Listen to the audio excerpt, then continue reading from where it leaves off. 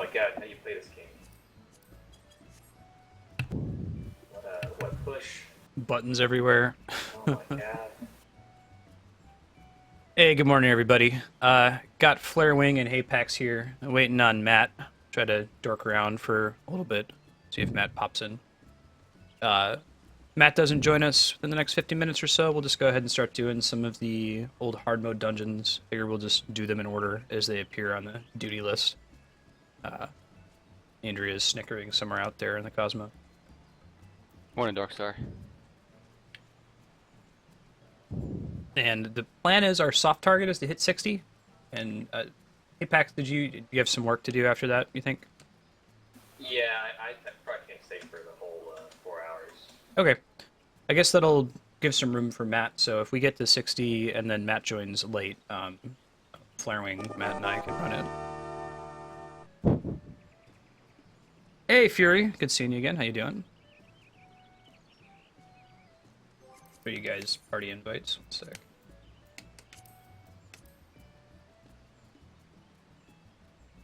Morning, everybody. How you doing?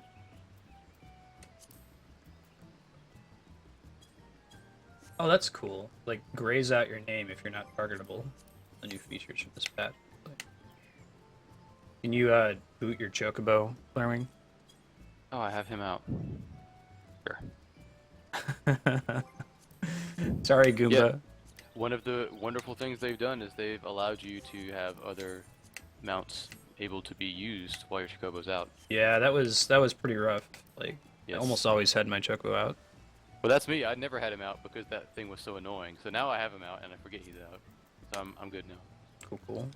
Morning, Dio. Morning, HDL. What you guys doing? I'm gonna go AFK for exactly 2.5 minutes. 2.5 minutes. That's almost enough time to make money over here. What could I be doing? 9.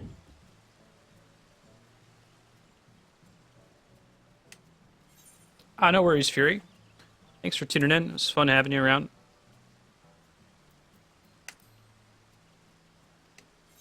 Am I wearing strength?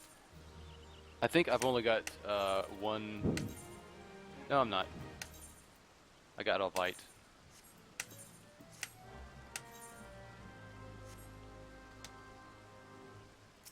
I mean, look.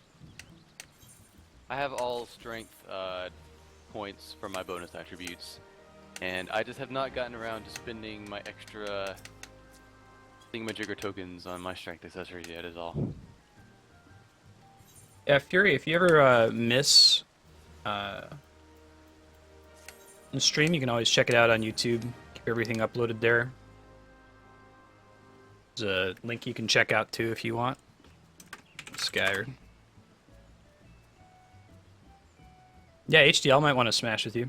HDL, you want to smash with Fury?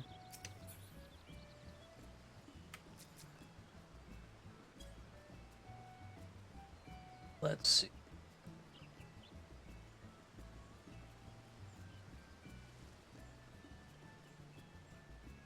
How do you like our new snow cave?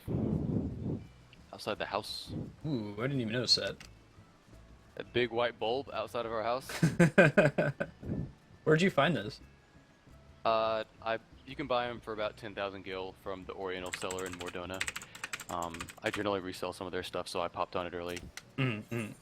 I also sold one for about 200,000 gil that someone didn't know you could just vendor. So that happened.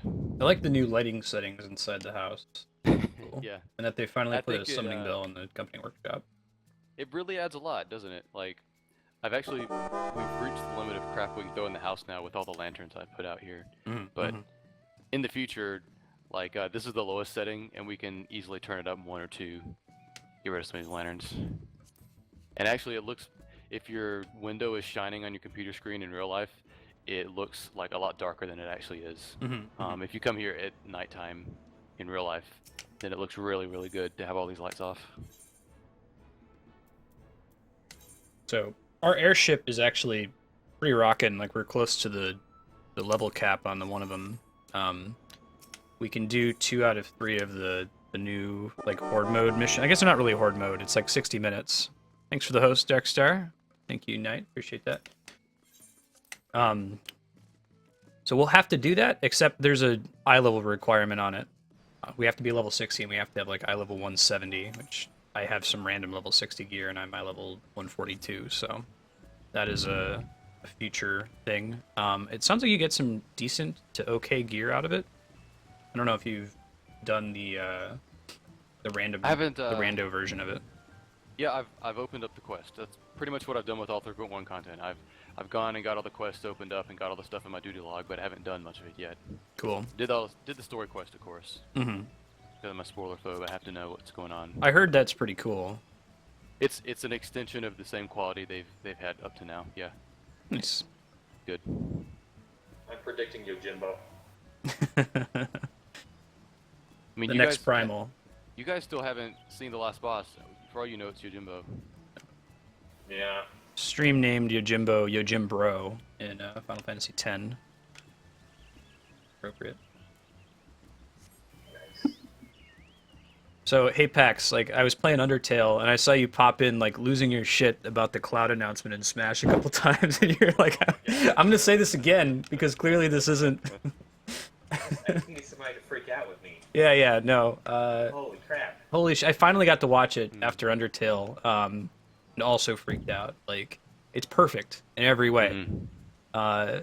Sakurai has just this absurd amount of respect for the third parties that he brings in. Like, Ryu is perfect. He has all the right sound effects. If you perfect shield, it plays the parry sound from Street Fighter.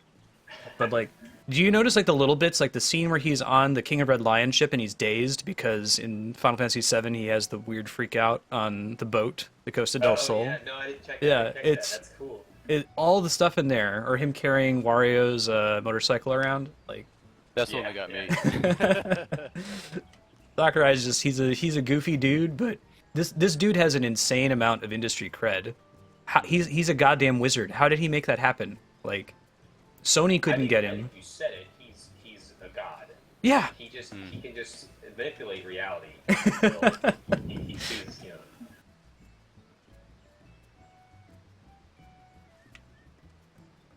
All right, I guess let's go ahead and let's queue into one of these. We'll do. I think we need to do some unlocking though, but I think fortunately all the unlocking is in one area. It's all in Mordona, so I can remember my key to teleport. Yeah, that's where all those guys would be.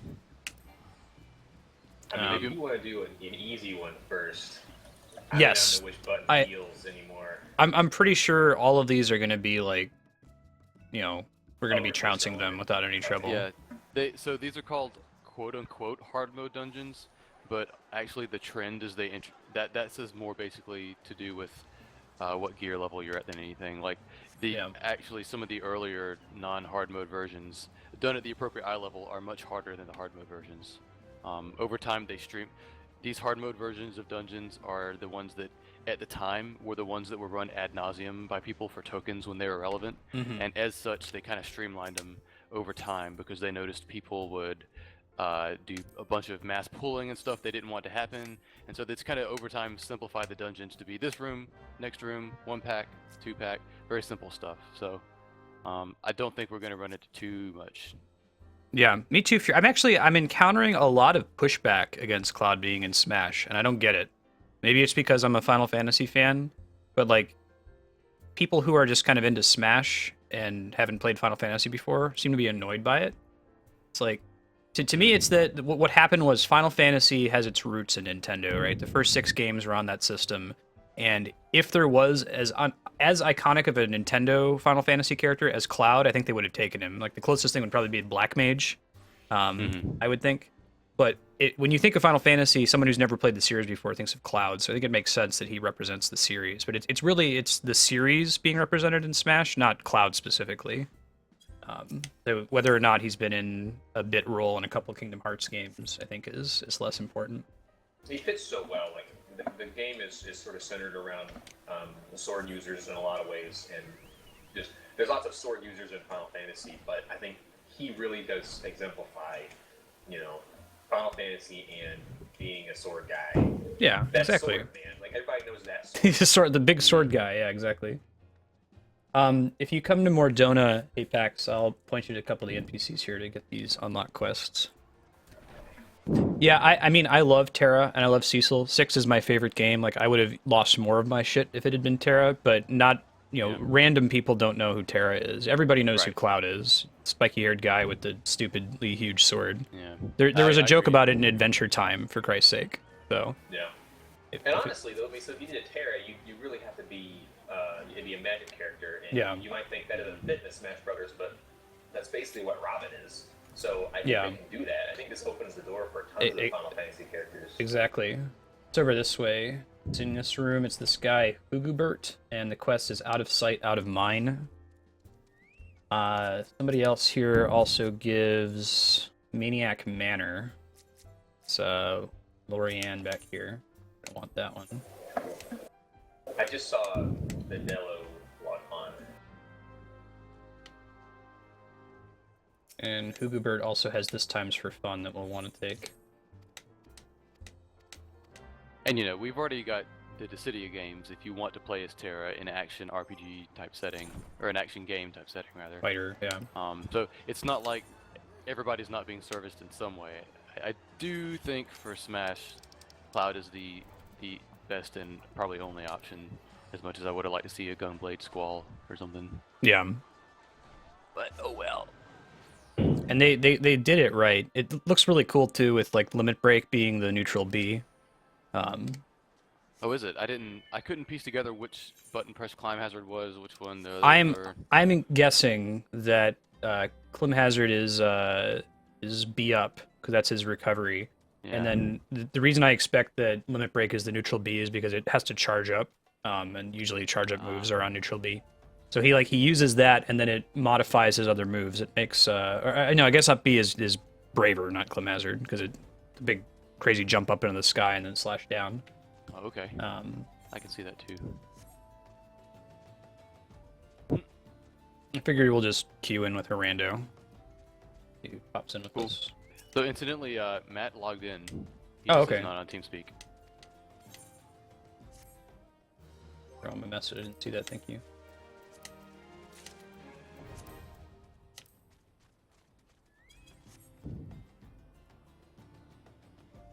Got our super secret password, I think. All right, Super Spiky. secret password. That's what it is.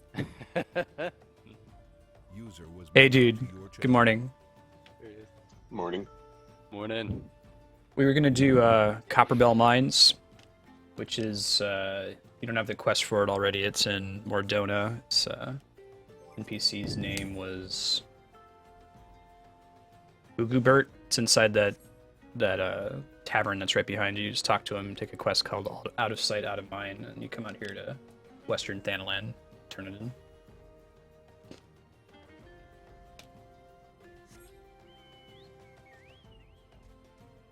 Yeah, I like that they've got Omnislash in there for Cloud. It makes sense. Like, the animation is exactly what it's supposed to be. It has the little menu icons at the top of the screen. Like, I'm pretty stoked that they've got the original recordings of Those Who Fight Further and Still Fighting from FF7. Like, I worry that for at least a month after that DLC comes out, I'm just going to be playing on the Midgar stage every single time. Yeah. Yes. So I can play Smash with those two songs running. Well, there's precedent for Uematsu contributing to Smash Brothers music. He did the main theme for Brawl, so don't see why they couldn't just Did he really? yeah, just cool. get Man with the Machine Gun, get some Genova. Pretty rad, you know.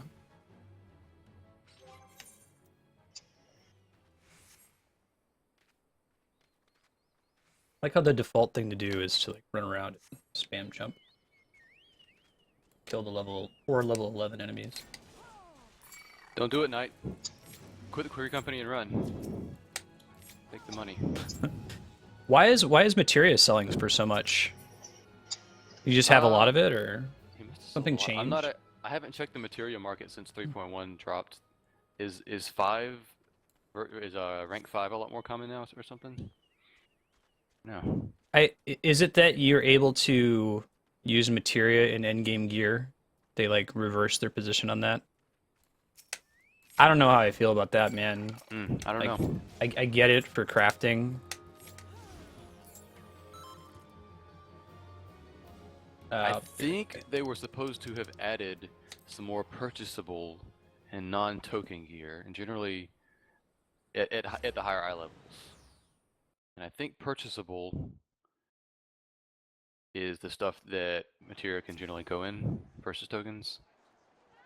He is in Wardona. There we And go, you Spiky and Darkstar and Shadow now. want to go directly into the little yellow tavern over here. And it's this guy, Hugubert. Gives 2 quests you want to take, out of sight, out of mind, and this time's for fun. And then this character, Lorianne, over here, gives a quest called Maniac Manor. Yeah, I don't have those quests, and they're not showing up in my log. Probably already did them. I remember you were unlocking the dungeons for a while. That does sound familiar. You into it.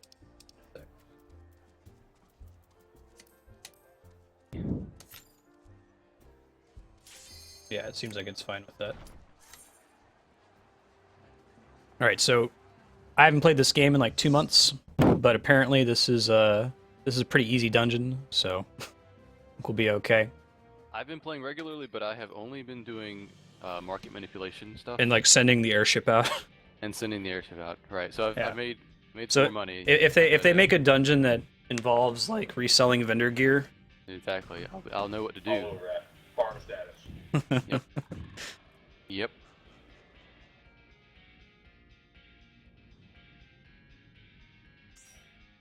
song's pretty cool. I'm so happy though they changed a paladin move from on global cooldown to off global cooldown with your shield swipe, and it makes all the difference in the world. I love it. I don't care what else they've done mechanic-wise in this game, but that is amazingly helping out paladin. Didn't they change Stone Skin so it was party wide, or no? I think you have to be a Actual white a mage? White mage for that? I don't Huh. remember. The Stone Skin 2 is party wide, and that's a white mage only ability. Oh god, how do I push? No. Right. Face him away. Remembering how to play the game. Oh, what the hell that I'm doing? Why am I getting lag? You guys noticing that? I'm okay. No Okay. way. Might be on my end. If you tank snow. Alright, there's this thing called the tank stance. Usually Yes. helpful Yes, for there tanking. Forgot about that. That's cool. I'll just grab you and tank. Dragoon's got that armor. It's possible. Do you know what the story is with this one? Why are we going back to Copperbell? Nothing strikes out in my memory other than the Hecaton cares are creating a ruckus. Let's go put them down. I'm sure there's more to it than that. Yeah, I hear that night. I think the last time Apex and I played this was at PAX. We did the Ravana fight, the t-shirt. Yeah. Where they give you like 2 minutes to set up your bars, which is not enough time. Like that's no time. But when we did it the second time, we like had a very revised pattern for setting that up.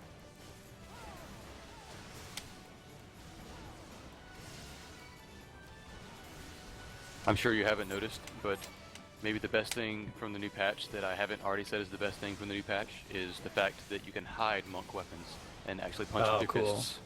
Yeah, you get like it was Emperor's New Fists or something like that. Yep. It is great. Because most monk weapons are crap.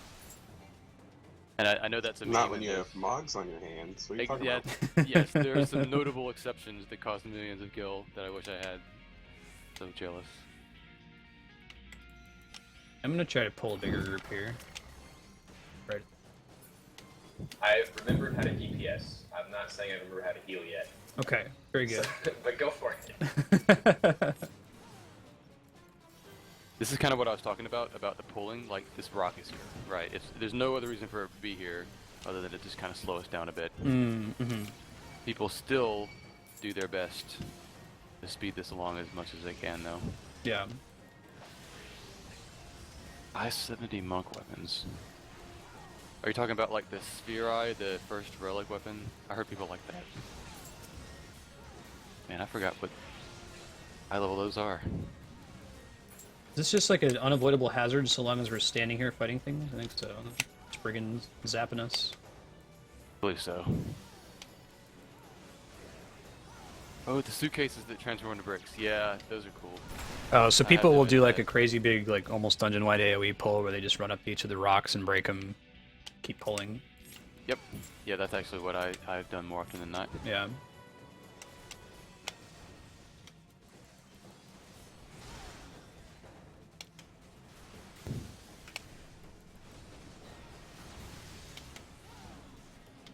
Yeah, this is in these hard mode dungeons is where tanks get crazy with pulling everything. Yeah.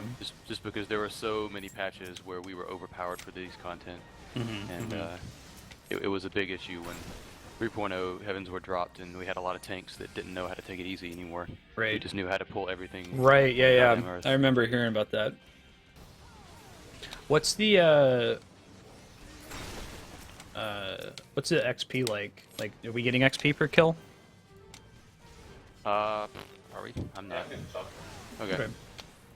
Obviously, I'm not. We wanted to do these anyway, like even if it never gave experience in the first place, so it's kind of nice to get kind of a fun new experience. And We got a bunch behind us. oh, okay, they all come from.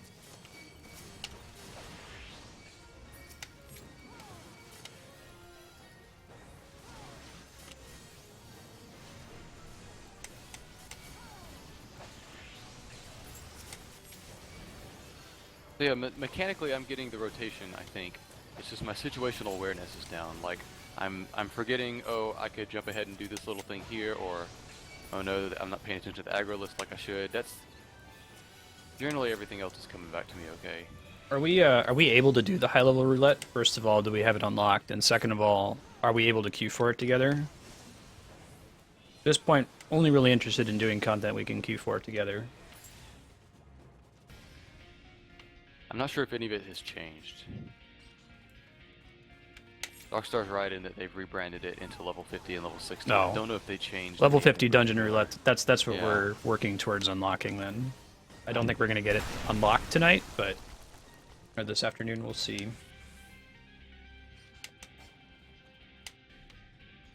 Right now, like I said, soft target is let's get everybody to 60. Maybe do some basic level 60 dorking around with gear and the like. Hapex has to bounce to do some work, and then I'll probably do the Final Fantasy XI event, hang around on the stream after that, and then we'll try to beat Heavensward next time. You may not realize that, but this guy's the boss. Oh yeah, the purple thing. Didn't know if you had your music on or not.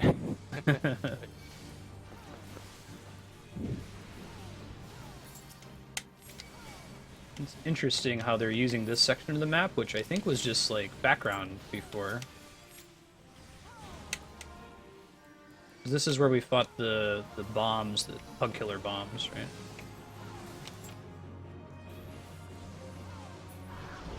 Oh man, Okay. randos in here.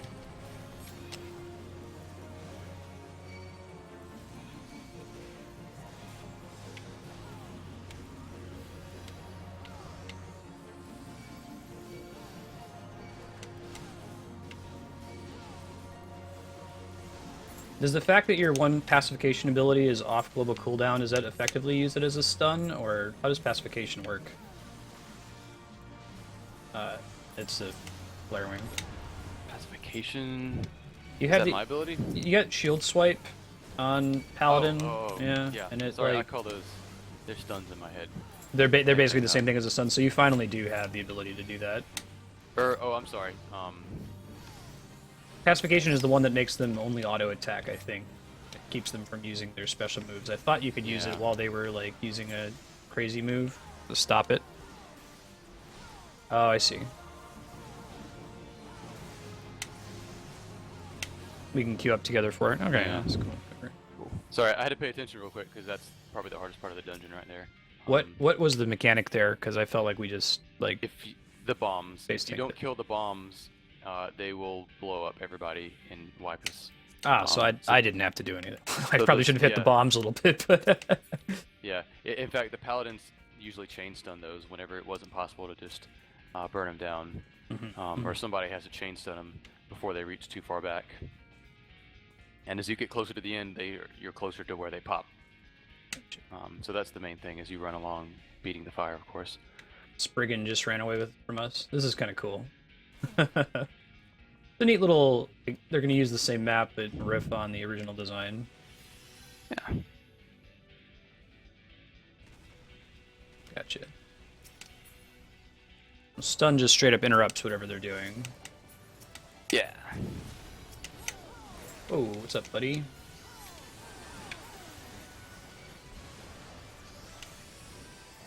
Sorry, I had to make sure I established aggro on the collapsed rock before I That's right. with these guys. Exactly.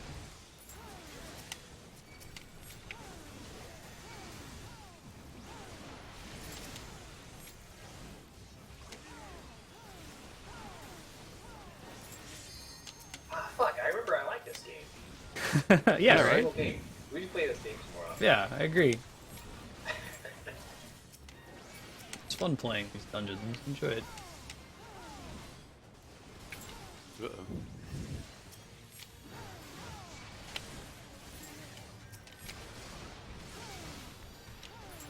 The only other big multiplayer game that I'm looking forward to doing some more of will be the next season of Diablo 3. They're making all kinds of crazy cool changes again. Oh really? I'm still not clear on the terminology. How does season relate to expansions in terms of the old It's knowledge? season is the shtick with Diablo is that it has diminishing returns and fun. Like the thing that's fun about that game is getting a drop that's an upgrade for you, and the more you play it, eventually the chance of you getting a drop that's an upgrade becomes smaller and smaller and smaller. So the purpose of a season is to start over from level 1 and like get that feeling again when everything's an upgrade, and like build your character organically. Because what happens is you don't really pick what build you want to play at the very beginning. You think you might want to play a couple builds, but then you just rely on what drops for you, and then you kind of tweak your build as you go. But once you already have a max level character, if you didn't have seasons, like you wouldn't feel as compelled to experiment. Like why would I try this build that has a third of the DPS of the gear that I already have equipped? A season's basically just a reset, and lately Blizzard's been using it as a way to, release big new content upgrades.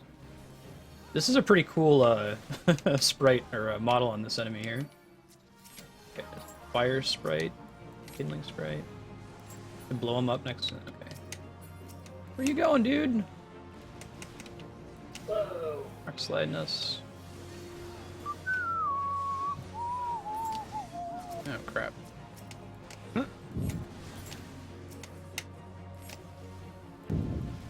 Ouch. Boom! That just don't stand next to it, I guess? But you gotta blow him up. Oh, I see. It's an analog to the previous fight, right? Right. New one's over here. Oh, I see. Blairwing is transporting it. Carrying him over toward it. Oh, that's kind of cool.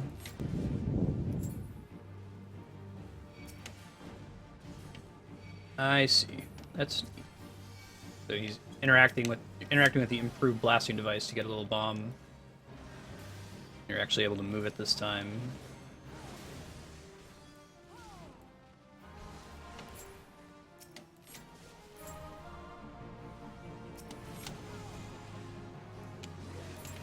Come here, buddy.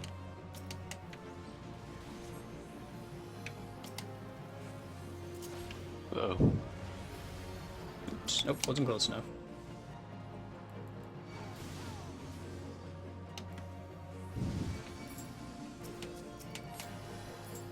See, there's a fire elemental that spawns.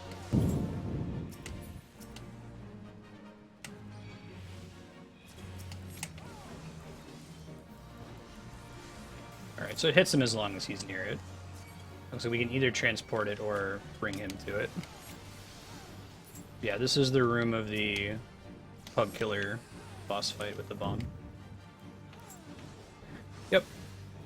It's interesting that they use a similar mechanic for the fight here.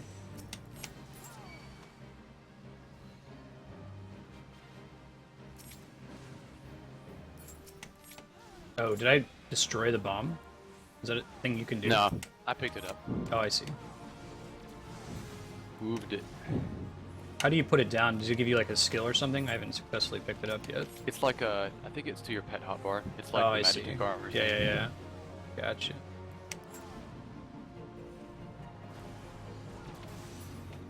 I kind of want a pet rock spriggan monster. Did you see the new Pokemon thing they added? It's apparently really awesome. You can use your minions in this Pokemon battle. Oh, What? okay. Lords of Vermilion. Yeah. I did the tutorial battle for it. It's really, like, there's more to it than I thought they would have done. Yeah, it's in the Gold Saucer. Like, they have had a team doing this for a while, obviously. I guess it's based on a really popular mobile game in Japan, so they didn't have to do too much as far as mechanics. They had the baseline for that. I was really impressed with it. Like, it's more of a point to having minions other than just for vanity. Yeah, it's cool having Just multiple minions. kinda- Then you feel like you want to collect them even more. Yeah, and I looked at all my really rare minions and it's like, oh, they have like 90 attack power. This is so cool, right? As opposed to sitting there in your inventory.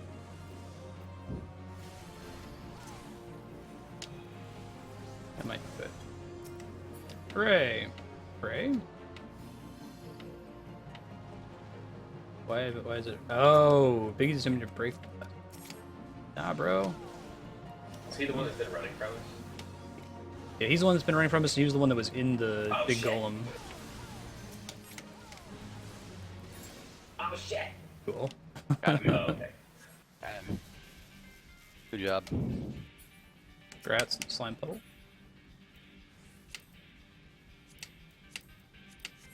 Yeah, so it's really hard to lead.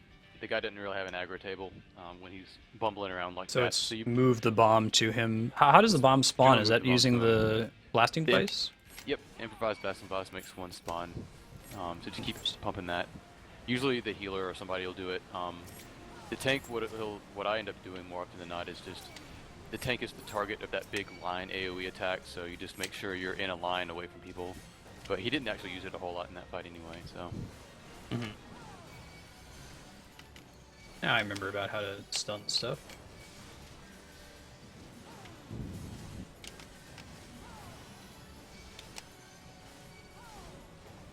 So they announced some DLC for Triforce Heroes. I really hope they I saw that. modify their way of handling disconnects in that game, because Yeah.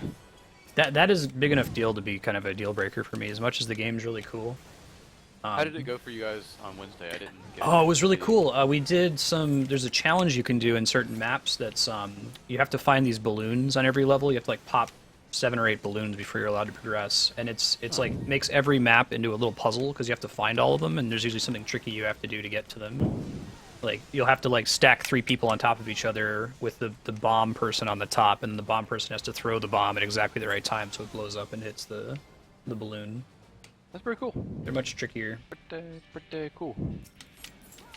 Yeah, speaking of DLC updates, did you catch the Mario Maker thing they're doing? Oh man, I hope that make it. I can't tell if it's actually confirmed for the real game, but if they're really including tags for Mario Maker, that's exceedingly important to the Yeah. game I mean, not stagnating I got the impression that it was only on the website. But for now. even, But even if they're so, creating that's- the infrastructure for it to become a thing later, yeah, I don't even know why that was not on my mind as a solution. Of course, you can just use the internet and solve half of the problem right there. right? It's much easier to make a website to do that than it is to code that into the game. So Right. that's an outstanding way to address the problem. That's basically what people have been doing with Reddit, is they upvote Yeah. good levels. One I hope that they do is they separate the super expert levels from the expert levels, because right now there's no difference between a level that like 20% of people can clear. It's pretty tricky, but it's very doable, and like the Pit of Ponga stupid Kaizo levels, Right. which are cool in their own right and deserve their own category if people want to attempt them. But if you get them in your roulette, it's like Yeah, it kind of it limits the at least for Twitch, the big streamers that do it, the Witwixes and the Trihexes of the world are master level Mario players in their own right.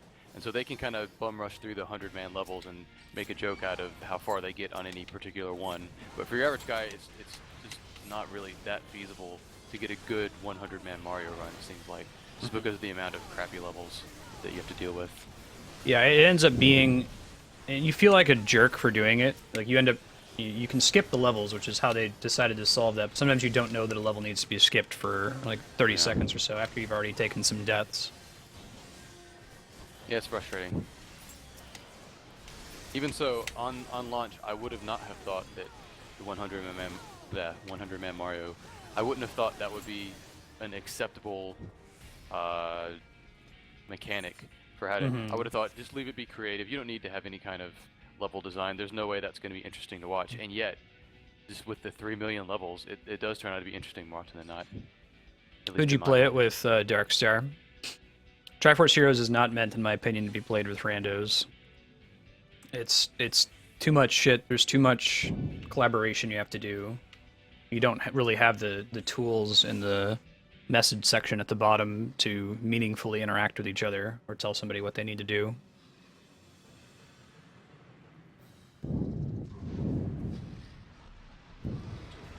You can buy multiple items at a time from Grand Company, so no more like spamming Coke purchases. That's useful. I really like it. The disconnect problem is enough of a problem to be a deal breaker. There's these crystalline rocks in the room. Crystallized rock. You can pick up and then set down. It's like, don't know to what end.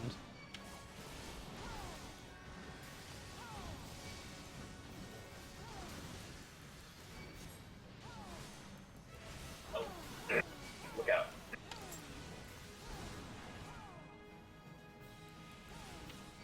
The Abyss Worm devours the... Oh, okay. So we use that to lure the worm away from us, or either away from us or onto the boss to hit him. Let me go grab the one. I probably just need to stand and tank him. Okay, yeah. Flare Wings on it, so I'll chill over here. That's pretty cool. that like distracts him for a little while. Otherwise the worm comes and tries to eat us.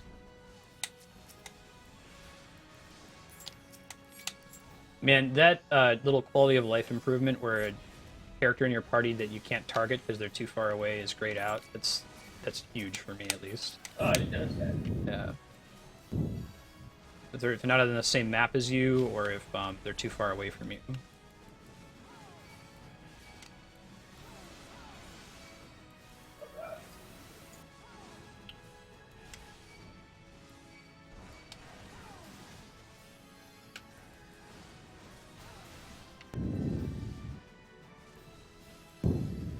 Right? No.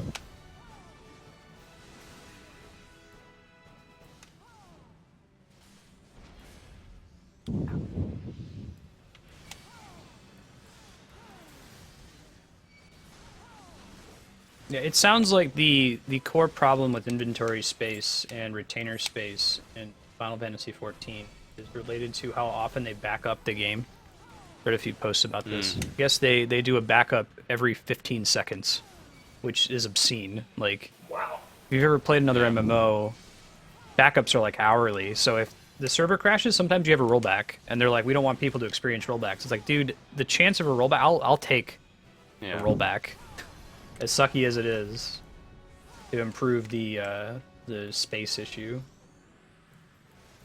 But I guess that they've built that into the entire game design, and like teasing it out is really rough.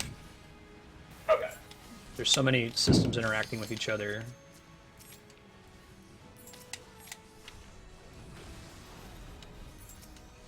Oh, you know what? I think it's time to limit break.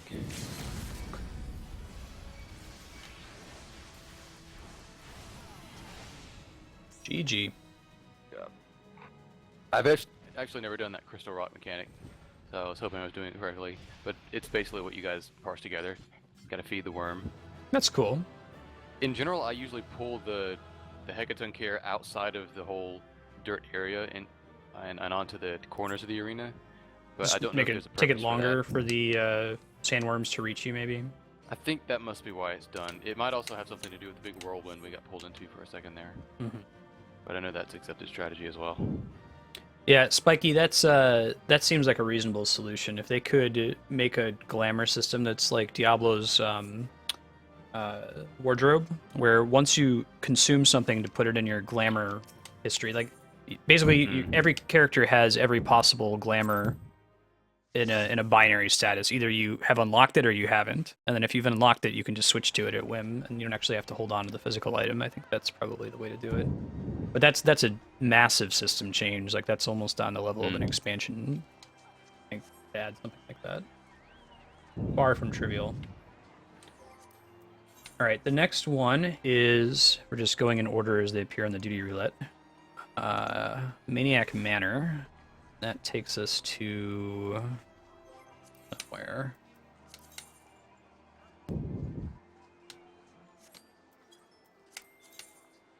Britannia? Old Britannia? Yeah. Going to Old Britannia to the Lancers Guild Aetheryte.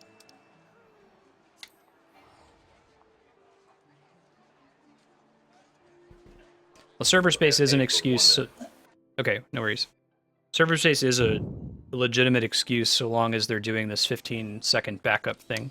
Because if you think about it, like, having a 15-second backup is helpful in case they break something later on that increases that backup.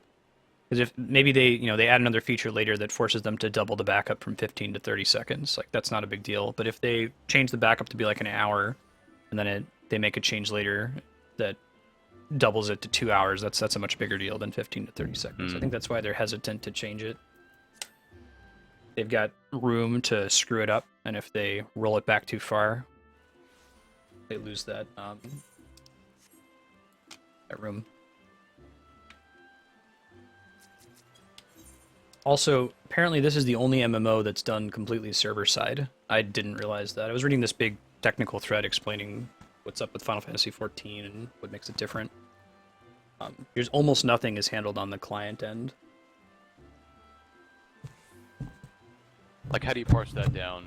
Is it obviously the assets and stuff are on a your individual actions are arbitrated by the server. Like, it doesn't let you do any of the calculations on your end. It makes it harder for you to cheat when you do it that way. Like if you're in a battle, for example, when you send the signal that you want to use, or move out of an AOE, for example, is a good one. You on your client, you move out of the AOE, it has to send that data, the number of square steps that you moved away, number of units you moved away. It then resolves. It resolves on the server. Yep, resolves that on the server after the fact. That makes sense in my head now. Whereas in if another game, like you would dodge it on your screen, and the game on your computer would say, "Hey, you dodged it," and send that info back. Yes, exactly, Right. exactly. And Is there so supposed now, to be a quest over here? You might have this in your duty log. It's Nope. here, I'll tell you what it's called. I definitely don't have it. Do you have Hawk Manor hard if you go into your duty finder? Nope. Go Manor hard. to Mordona.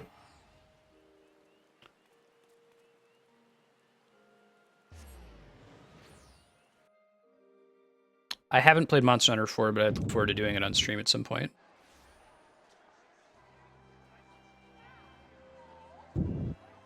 They changed Mudras to be client side. I guess that was part of the problem, is they were originally part of that server side model. So if you had bad latency, like you couldn't complete your Mudras as a ninja.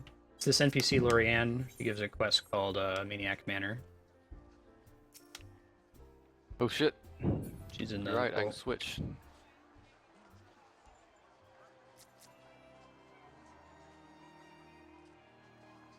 Yeah, whereas before you would start casting your Mudra, and the server would have to say, okay, you cast it, and then you could try casting the next one, and if your latency was too high, you would just never complete it. Let's check here. Orianne.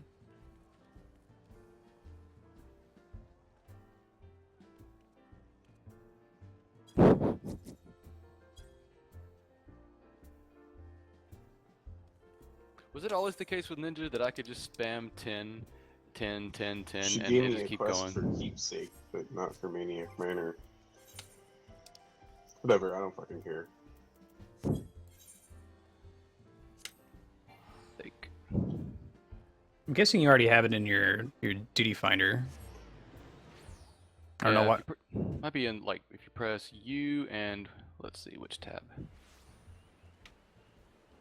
U and then the second tab, Dungeons of Realm Reborn. You have it, it'll show up as Hawk Manor Hard. Towards the bottom after Copperbell, I think. What zone was Hawk Manor in, so I can turn into the last part of it? Don't know. Hold on. It's in Central Shroud.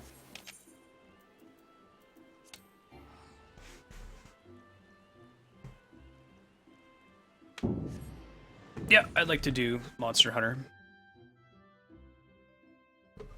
Are there a lot of people streaming Monster Hunter 4 since it's 3DS? I imagine not. That's a good point. But that might be a good hole to fill. Yeah, anything 3DS related. If you know that there's a popular game, I mean, that is the reason the 3DS is. Well, I can't speak to numbers, but that is the biggest game in Japan. yeah, My understanding.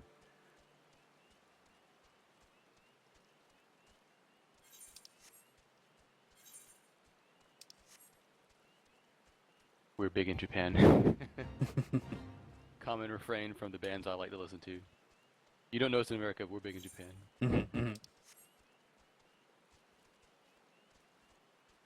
It's gonna be tough to find another game that has the like level of fervor associated with Undertale, but is short enough that most of the big streamers can blow through it in a session yeah. or two.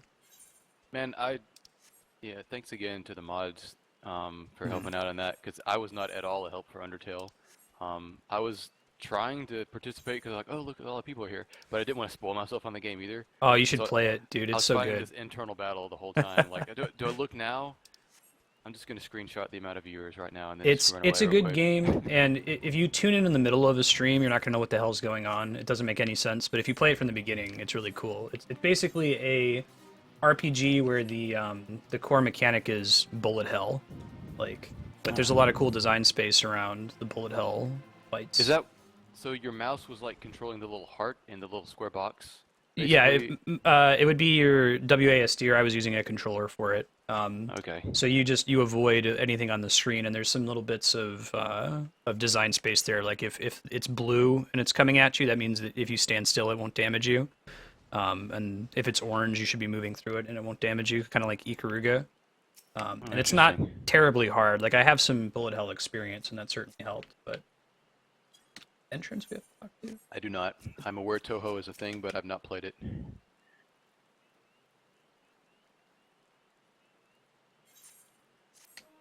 I know that there's that really annoying term for it called shmup. I don't know if I want to do Monster Hunter with random viewers until I've actually had a chance to play it with people that I know. It doesn't seem like the kind of game that's like that seems like the sort of game that I want to play it as a streamer once I'm familiar with it, and then letting randos join so I can kind of lead the experience. But if I'm the one being led, I've experienced before. That's not the best idea to do with randos. I would say it might work out better than you think.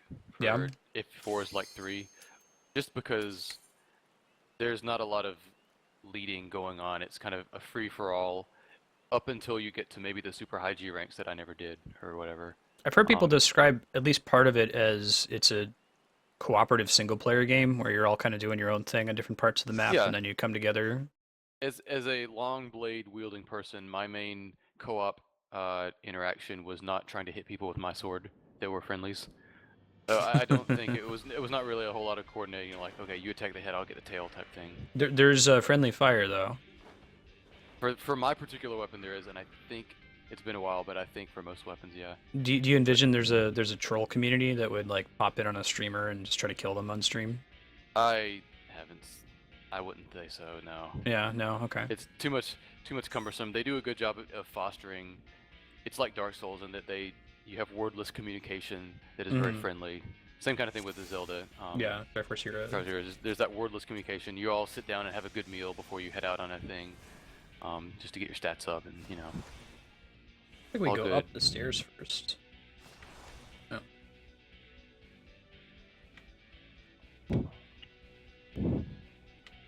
That Yeah, way. I would listen to Spiky if you ever do that. The single player does function as a pretty good tutorial. If anything, if 4 is anything like 3 Ultimate, then it might be too long of a tutorial. The big cool bosses you see on the internet, you don't get to fight for a little while. You're fighting little tiny guys. The changes they've made to the appearance of this dungeon are pretty. So what's the deal here? Why are we in Hawk Manor? Evil forces. Evil forces. All right, Evil fuck forces. those guys. Not a fan of the forces of evil. This is one of my favorite level 50 dungeons, just aesthetics alone. Yeah. I'm a sucker for this kind of aesthetic, though. It's cool looking. Yeah. You should go see Crimson Peak if you haven't. Oh yeah, is it good? Peak. Oh, is that the one It's that okay. Del Toro is doing? Yeah, with Del Toro's With Mr. Hiddleston. I saw a Hiddleston. post explaining like the practical effects they used in it. Pretty cool. Yeah, it's really cool. I really like the way he does costumes, of course, Yeah. but also Yeah. horror costumes in particular. I'm so glad because I told so many people about his filmography, about Pan's Labyrinth, and then it took a while for people to catch on, and then I started having people come back and say, "Have you ever seen Pan's?" I'm like, "Yeah, I told you about it a year ago." Goddamn it, people. Motherfucker, yeah. No, I know And that feel. I know that feel. I try not to be too hipster about it. I'm glad that he has a fan base now. It makes it an extra bummer though about Silent Hills because Yeah.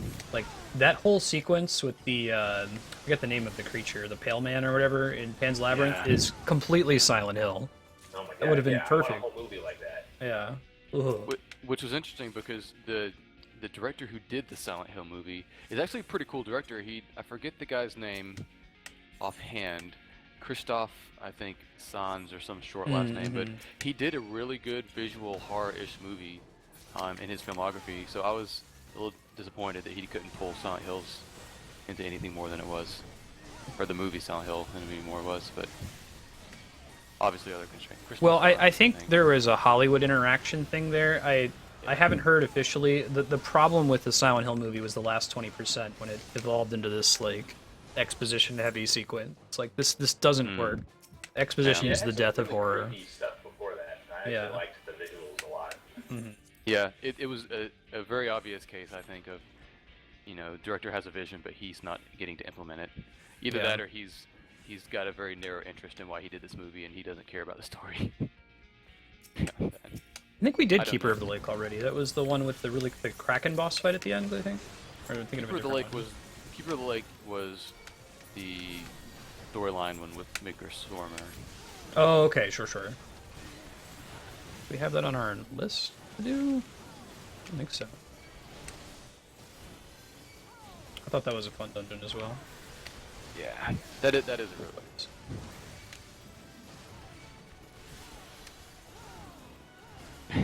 Yeah, Snow Cloak will put you to sleep tonight, but it's fun. I know when I was spamming the Zodiac Zetas and I got Snow Cloak, I was like, oh, I got it. I'm gonna go to sleep if I run this 8th time.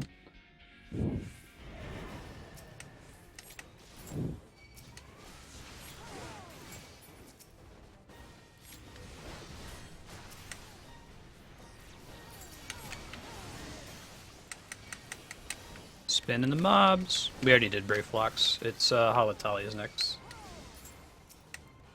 Just moving down the list till we hit 60. It's Copperbell, Hawk, Halatali, Stone Vigil, Sestasha, Sunken Temple, Wanderer's Palace, Amdapur. Are we trying to hit 60 off these dungeons? Because I don't think that's going to happen. Not getting enough XP from round to round. Yeah, I was noticing. We're not getting a like lot. crap for XP, if that's the point of this. We should maybe reevaluate then. Yeah, part of it was to get the Duty Roulette, which gives XP, but that's like 7 dungeons away. I guess we could try running the More for library that. one more time. You've done a couple without me, so it'd be me even more. We're not going to do that in a couple hours. Okay, well let's reevaluate after this one's done. I mean, I'll be honest, I'd be playing Fallout 4 right now if it wasn't for this, so running shitty Boy. dungeons is not super appealing. Yeah, Especially how if they're far- not giving good XP. How far are you into Fallout 4? That's not a question you can really answer.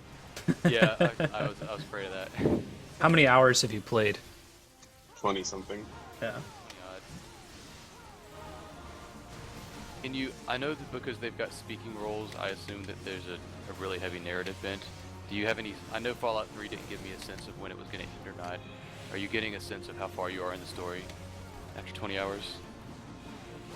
I'd have to be doing the story to get a sense of how far the story. Go in and put buckets on people's heads, pickpocketing fusion cores. My familiarity with the game right now is all stuff I've seen on Reddit.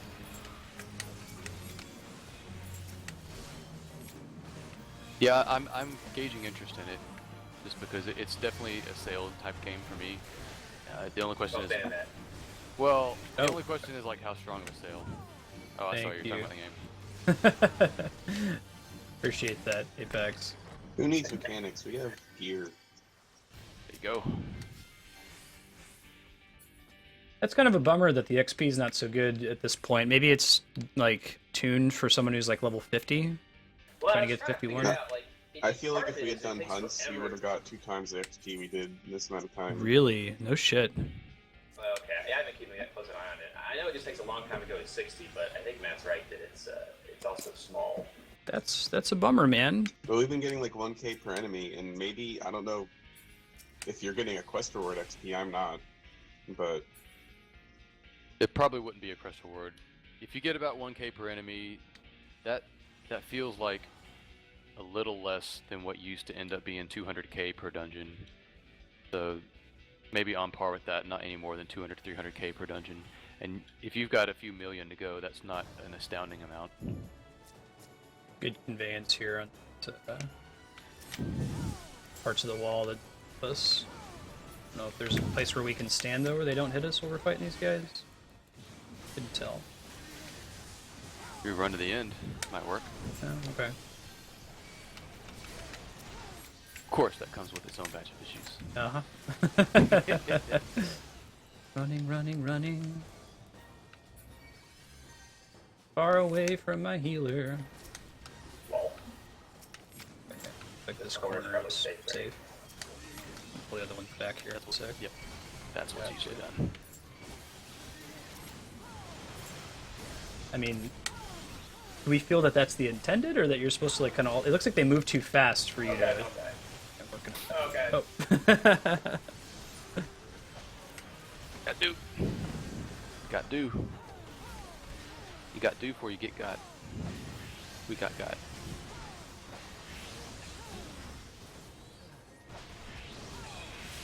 It's cool. Alright. Death penalty in this game is fairly wild. Yeah. Alright, we got a few of them knocked out. I think just big chunk of it is I dumped all my cooldowns in the hallway there, Yeah. thinking that we couldn't necessarily get around it. User disconnected from your channel. Definitely expected that to happen. But we're not far. But yeah, that is the intended strategy. You run to that Run to the corner, hall. you Sure, sure. pull everybody, and then you beat them up in the little corner. User was moved to your channel.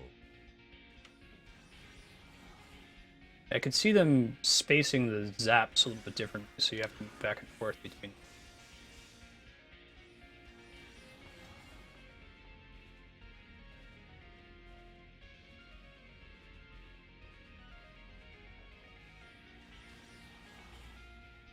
How does the whole weapon switching thing work in Monster Hunter? Is that the focus of your build basically, which weapon you use? Yeah, it revolves around what weapon you're using, depending on. So people say, "Oh, I'm a sword wielder," or "I'm a long blade wielder," or "I'm an axe wielder," and generally the games are marketed around, "Oh, this is the new version that has 3 more weapons." For you to Oh, use." sure, So sure. It's But they it's very keeps the old ones up to that point. yeah, generally. I haven't played too many of the older ones. Your channel. So, what ends up happening is You play with a different weapon, and some weapons are better for some bosses, some weapons are better for others. But you can always beat the main game with just the one if you want to do that. Yeah. Depending on how hardcore you want to get into it, of course. Are you in tank mode?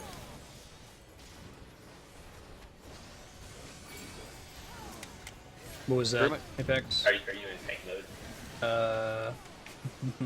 Now he is. That would explain a lot more.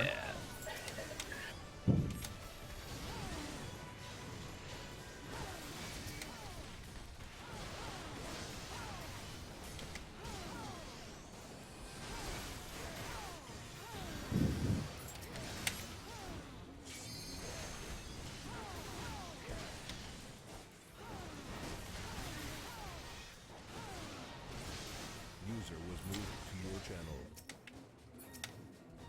Where's that key?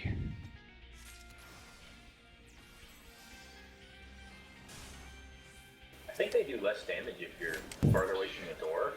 Oh yeah? Yeah, so it's also not a lot of damage. If we ever need to stand. The healer would notice that. I also think we just outgear any mechanic anyway, so So long as I have my tank stance on. Yeah, for the most part, we do have a pretty comfortable area here with our gear.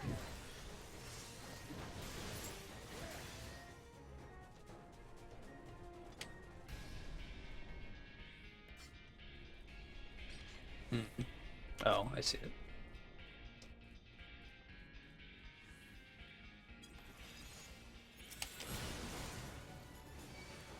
Oh, this guy again.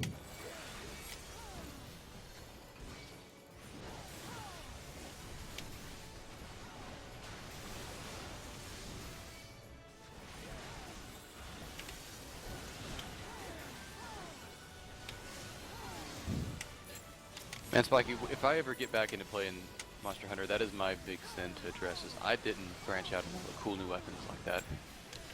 Do, like, weapons have levels, or what stops you from just swapping from one weapon to another? I've forgotten.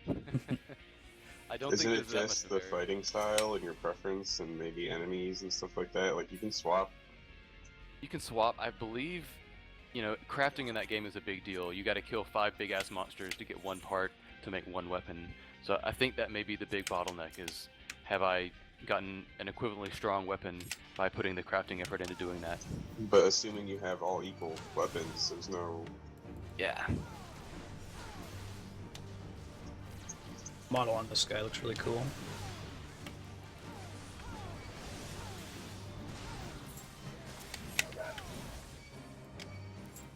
Keep him so he's not close to this blue.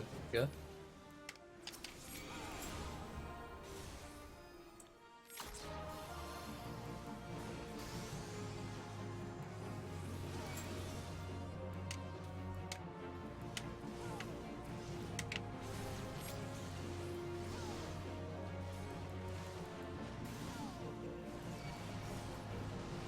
Oh, that's cool.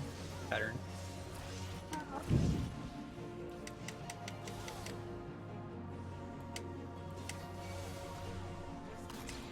Guy is one of the most, like, clearly telegraphed cleaves I've seen. Pretty big. A lot of bosses and just enemies in general will cleave, and there's nothing really telling you that that's happening. You just need to assume that.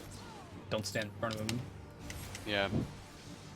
Which I have that sense just, I guess, from playing MMOs as a tank. Yeah. I don't think a lot of people do in this game though. A lot of people fall for cleaves. Well, I wonder what's the idea behind having everything cleave? Is it just to increase the skill cap on the tank or something, or? I guess it's just to make sure the tank has a reason to point them away. Yeah. If I had to be a designer, put myself in that headspace. I guess pretty much every MMO I've ever played has some class that has like a sneak attack that is Yeah, positional essentially. That's definitely part of it. We do have a lot of position nils in this game, come to think of it. And that's not just rogues. And in fact, rogues almost have, when you first start playing that class, there's less positionals than like monk.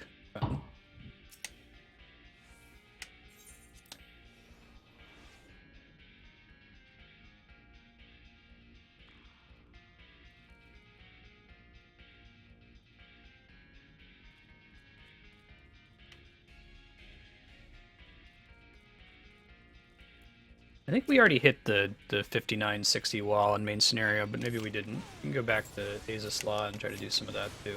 I have quests there. Okay. We can just push that until we hit the 60 wall, get some XP. Not terrible. Oh, I forgot that we had not done that. Yeah, we should definitely do that. Yeah, we signed off last time right after unlocking that zone. We just walked in the door, basically. Mm-hmm. Oh shit. There's some cool shit there. Cool. That'll be fun then.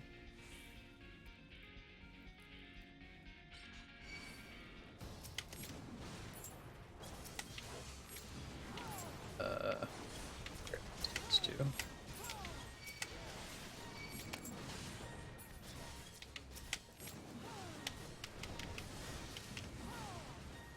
Yeah, I like taking this dungeon though. I like the enemy aesthetic. There's a good mix of enemies that you can pull versus enemy packs that you can't. There's some relatively straightforward, not brainless bosses though.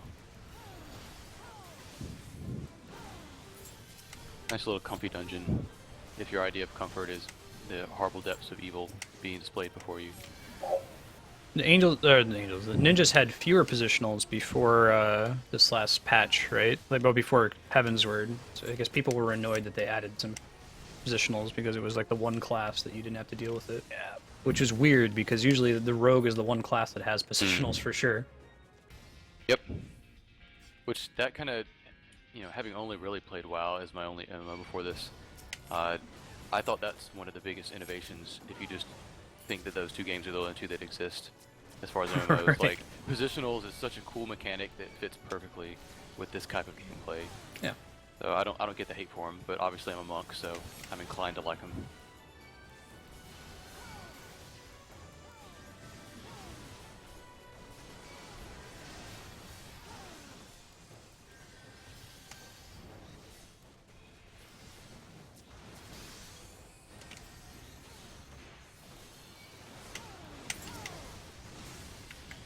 You gotta chill after this fight, get some PP back.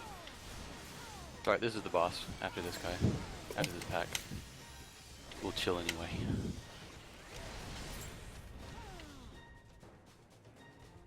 Alright, I need some input from Matt and Flarewing.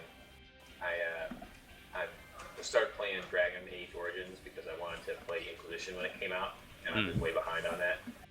And I was kind of like, this game's pretty cool, but I really want to get to the really fancy, snazzy looking one. So I got kind of, not bored, but I was just kind of like finishing it towards, towards the middle. And in the end it was pretty cool, like, kind of on board with all the Morgan stuff, and I want to know what happens. So can I skip the second one and go right to Inquisitions, or do I really need to play that if I care about the whole Morgan storyline? I didn't ever play 2. Morgan isn't definitely in know. 2. Yeah. Okay. Yeah. 2, I think, has characters that directly appear in 3 sooner, but I played 1 and almost beat it, and then never played 2, and Inquisition's been fine, I get it. Nothing that's really major that I feel like I'm missing out on. Do the Dragon Age Keep to make the decisions for it. Gives you kind of a summary of what happens. Morgan's mom is in 2. Well, I mean, I don't want to see that then. I don't know. Oops, nope. Sorry. Yeah, we need to get back to the level 60 content because I'm mad I can't Dragon Ball Z right now. That move is locked off for me. Yeah, D-Rock, I should be able to do that. I'll get with you after stream today. Should be able to make that happen.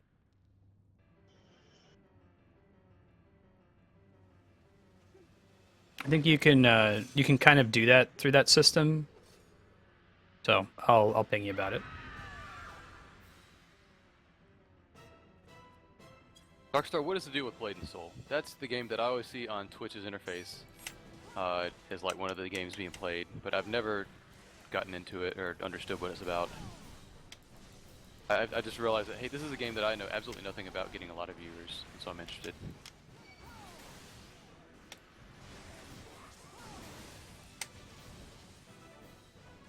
I wonder if she has the same thing where you can just kind of run through her to avoid that attack. Try it next time.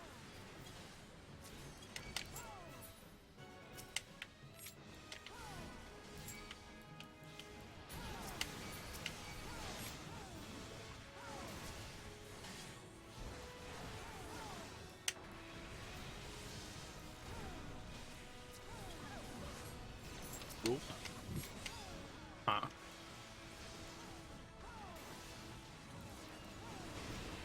Kill the Mare Sentry. That's never happened.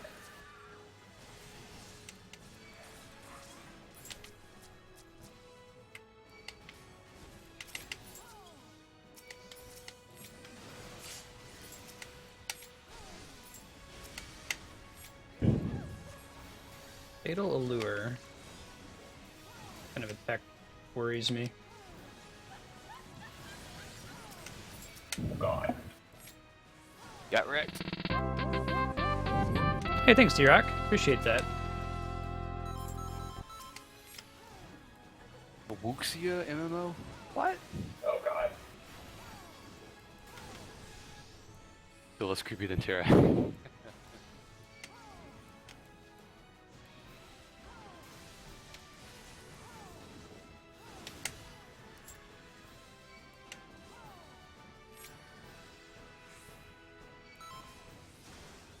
Good, it got some cooldowns up.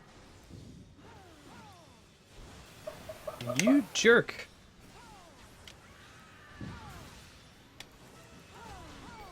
Oh, look who's back. Hey, that's kind of neat.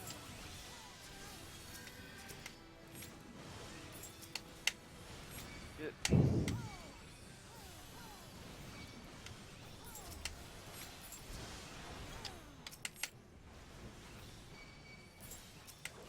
On.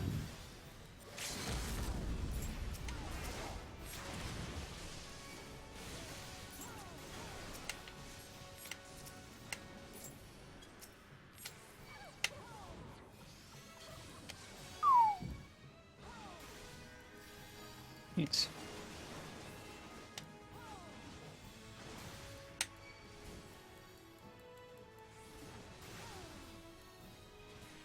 Yeah, welcome back, D-Rock. I'll put everything back up. I'll take care of it. Thank you. I'll try to get you fixed everywhere. Beguiling Mist. Oh, it's what I thought it was. Oh no. Oh. Control of your character.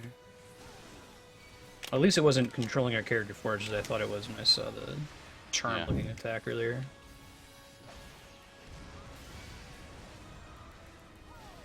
Alright. Cool. Cool. So we made that a little harder on ourselves than it needed to be.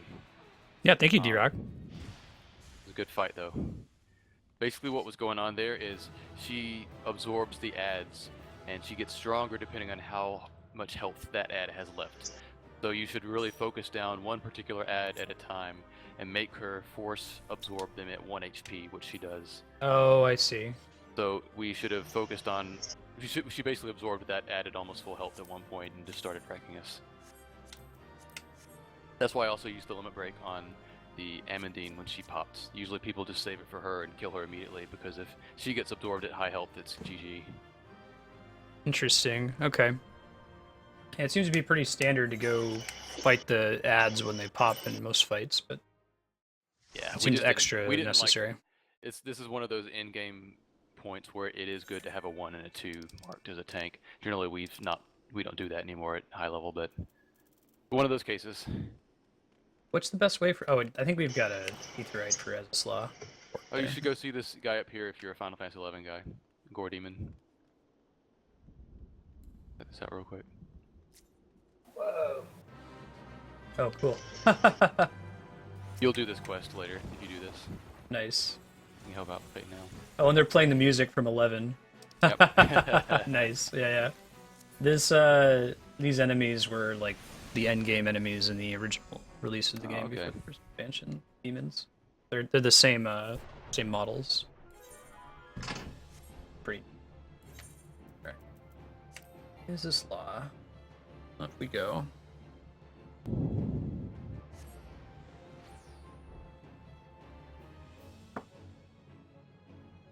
Yeah, I went and did this quest line last night because I thought it was going to be in one that, oh, I gotta do it before it ends, and no, it's going to be open until December 31st, so, do it anytime. 11 soundtrack is quite good. It's a good game. It's way more grindy than this one. Probably hasn't aged particularly well. All of the content is level sync though, so I think Final Fantasy XI kind of pioneered that whole idea of let's keep our content relevant and not have it so you can just go through and tear through it. It's much more aggressive level sync than this one too. Like that Hawk Manor thing we just did, we couldn't have just breezed through it like that with our gear. We would have had to have been holding on to gear from level 50 and equipped it manually. Looks like at least my quest is up here in the west corner. Unless if they've changed anything wildly, like if you go back and do Chains of Promethea, the second expansion, it's going to be as hard as it was when it first came out. Hmm.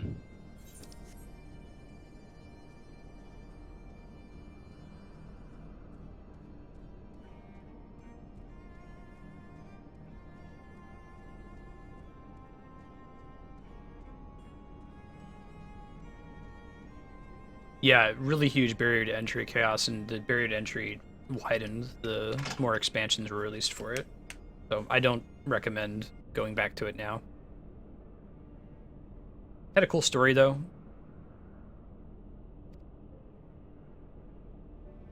Yeah, that's like I said. That's my whole reason for getting into this game as heavy as I did. Is I really do feel like I missed the boat on 11. I don't like that. This is a good one to start with. There were some supremely shitty mechanics in 11. Hmm. Some of the worst I've seen in MMOs. Tied to particular character combat or to particular enemies you fought or what? To the way you were expected to progress in the end game. Like, sitting for a boss that only spawns in the open world once every 24 hours, but it doesn't actually spawn at a given time. It spawns in a 3-hour window, so you have to be available for 3 hours, Oh. sitting and waiting for it to pop. Yeah. And then only one group can claim it. So you're sitting waiting for it to pop, spamming your claim button for 3 hours. And then if you don't claim it, you just wasted 3 hours of your life. That's Final Fantasy XI at the end game. We've learned a lot about how to do an MMO right, and that's not how you do it. Yeah. Make the window 7 hours. Yeah. Exactly how you do it. Yeah, exactly, Chaos. I like this game a lot, but I don't think it starts to like shine until you do Sastasha, the first dungeon. I almost wish that they would just add a dungeon as the first thing you do when you log in. Just pair you up with... They do this in Guild Wars too. The first thing you do is this big like open world event where you fight a big boss with a bunch of other players. They give you the idea, then they throw you into questing for a little bit before you do it again. They have at least something there to grab you. Open with a primal fight that has a whole bunch of players. That's basically unlosable, but you know, gives you the idea. The That's- eternal struggle, you know. How do you get somebody hooked on your game without getting them overly hyped? Like, Yeah. I know that Heavensward is a really interesting story that I think will appeal to your particular tastes, but I can't tell you. Yeah. Because you'll get overhyped for it, and then you'll get there and you'll be like, oh, this is just this, right? But you wouldn't have ever gotten through the hump. I had told you that. Yeah. They can use Yojimbo for an opening primal. There you go. Level 1 primal, no big deal. They could if they wouldn't have already used him in the new content. Right. I'm gonna try to pay attention to it, but let me know when you guys hit the 60 wall in the story.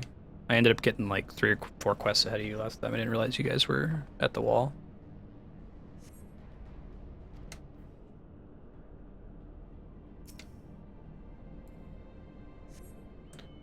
Yeah, but it's not terribly helpful moving from like destination to destination. Heck yeah, Yojin bro.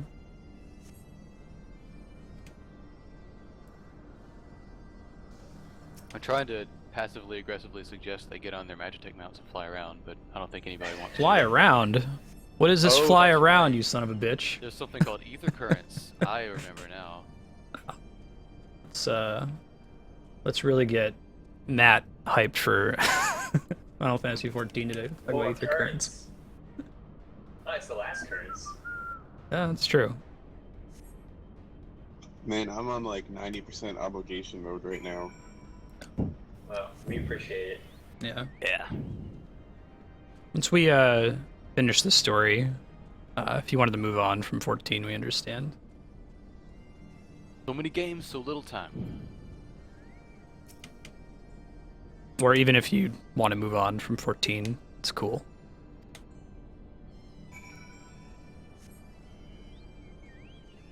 You gotta save some of that Final Fantasy rapport for 15 when it comes out. We can lose ourselves in that for a while. I have no I'll idea what just to watch expect. Zoolander 2, thanks.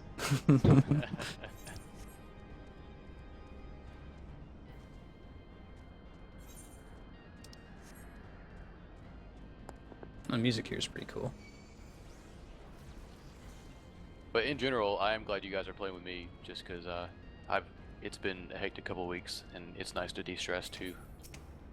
Yeah, are you gonna push through the 3.1 stuff? It's probably gonna be a long time until Yeah. Apex and Ileus can catch up to you. But I haven't decided yet. I'm trying not to put anything else on my agenda that doesn't have to be on it at the moment. yeah, I know I don't like talking about how busy I am because I know Patrick is literally, 10 o'clock at night most nights. But yeah, it's busy relative to my typical schedule at the moment. yeah. So the less that I can put on my plate, the better, and I probably will hold off on 3.1 content for now. And of course, within 24 hours, you'll hear me saying, "Oh, Void Ark is so cool. Let me tell you about what I did yesterday." So we'll see.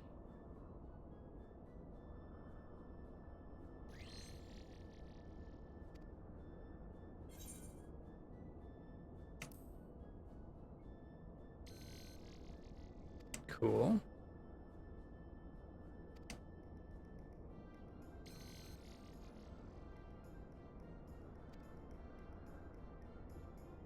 Little glyph guy.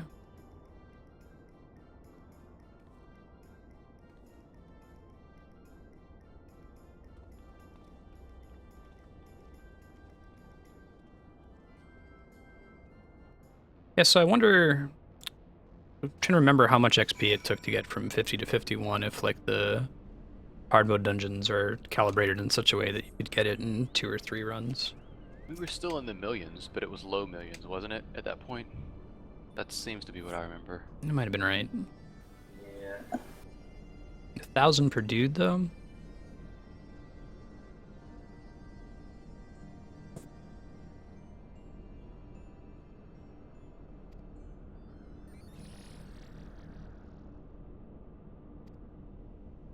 Gilly? Like Samwell's girlfriend? Well, that thing looks like the Monado. Xenoblade Chronicles X is looking pretty sweet. There's more data's coming out on it. It really is. They're fixing a lot of the quality of life issues I had with the first one. And what is the biggest one of those, would you say? Quest tracking. Oh my god. Quest tracking? It's awful. Like, the game is really focused on doing tons and tons of side quests, but the game does no favors for you. There's not like a journal or something that you can open? There's a journal, but you're expected to open it constantly, almost basically keep notes, because it'll say, like, go kill a, schmibbly splab gibbly glue. And you'll be out in the field and you have like 100 quests that are schmibbly splab gibbly glues of different names and orientations. And there's no way for you to remember all of them. Final Fantasy XIV has a good solution where if you see that enemy in the field, it'll have a little like Q icon over its head that says this is for a quest, you should probably kill it. Or this is on your hunting log, you should probably kill it. Right. But it doesn't have any of that in the original Xenoblade Chronicles. It was so frustrating I didn't want to do it. I guess that's my worry about Japanese developers in general. When I see them doing a game like Xenoblade that is clearly Western inspired in scope of what they're trying to do, I worry that they're trying to play catch up to the Western games of 5 years ago and not the ones of today. So, It's pretty true. They're relearning those lessons. Right. So I hope that it is able to compare with the Fallout 4s and the Metal Gear Solid 5s and the other open world-ish games that have come out. But Witcher 3, I guess, is another one I haven't played. But I don't know. I mean, if they're just fixing basic shit like quest logs, then maybe they'll get some right and they won't get others. I think they had to do Xenoblade Chronicles to have a first iteration on what is a crazy open world Western style JRPG, so they could figure out what needed to be changed, what needed to be improved. Thanks, T-Rock. Next level listening. Yeah, what makes you think Xenoblade Chronicles X is going to be like Chrono Cross, Spiky? Curious. It sucks whenever people have to relearn those lessons. A Yeah. game that does open world quest tracking perfectly, in my opinion, is Dragon Age Inquisition. Holy shit. That game should be extremely intimidating to a completionist, like Skyrim is, but they make it so obvious. Everything you're able to do, how much you've already done, like, you really feel that I'm at 3% out of 100% on this particular zone, and I can do these things to improve at any given moment. Is what I need as a player, anyway, if you really want me to play through your whole game. I think that Bethesda's gotten a little bit better about that, too. Yeah. Good. It makes me wonder about the diversification of the production team. You know, like there's one guy working on this, one guy working on that. Generally, I assume, in game development. So what if the one guy is just really on par? He knows what's up. Then the game's going to be caught up. Maybe that's all it takes. But then, of course, like Spikey says, you get something called Dark Souls, which just has such a keen eye on not just what is out there, but what it wants to do differently. It just makes, you know... Is Dark Souls, like, open world, though? I thought it was pretty linear, like you're going from boss fight to boss fight. So it's Metroidvania, kind of. Okay. It's gated, right? It's specifically gated in ways that will open up later when you pay attention, and you're rewarded for exploration in that respect. Huh. That's cool. You can just keep flying past this thing instead of helping us kill it. What's that, Sorry. Is this for a quest? It's a fate. It gives XP. I'm doing it. Okay. Do it. He's just flying around doing nothing. I mean, My attention span is very limited. You can ask my girlfriend; she'll tell you the same. Huh. You can't multitask. I didn't realize. I was under the impression, at least from the first hour of Dark Souls, that you're moving on basically a straight line from boss fight to boss fight. I didn't realize that there was a kind of Symphony of the Night style component to it there. That's I'm trying to actually one of the big this things guy. that they like about Dark Souls versus some of the other Souls games, is that Dark Souls is a world that wraps back on itself in a way that Demon Souls does not. Demon Souls is definitely level-based There we go. in a more way, and Dark Souls 2 is more similar to 1, but it still is kind of got separate paths that converge back like once into a central hub. Right so on. That is one of the key things, and I say the word Metroidvania because I know it piques your interest. Yes. But I'm it sure is- it's not exactly yeah. the same. No, Yeah, I get your you'll meaning, though. definitely see. You'll definitely see. That is one of the things people like a whole lot about the game. They think it ties well into the lore to do it that way, and it's, you know, you get a free item at the beginning of the game. It can be one of 10 things. One of them is something called a master key that, if you're an experienced player, just opens up the entire game to you. It just immediately lets you in doors that unlocks the whole world. And I typical pick advice that is- when I build my Yeah. character at first, and people are telling me, don't do that, dude. Yeah, typical advice is constraints are better to start with. Yeah. A little too much freedom is not necessarily good, but it's a powerful tool. Be fun for a second playthrough, maybe. I did the same thing though. I picked the key. Yeah, I was forced you to look have at it, the- Dark Star. Everything else looks just like a consumable, obviously. So like, fuck this. Get the thing that's obviously going to open doors for me. 90% of tanking is muscle memory with playing on a controller, at least. If I see something that's not attacking me, I'm holding left trigger up D-pad. I've caught myself doing it in other games. I did it.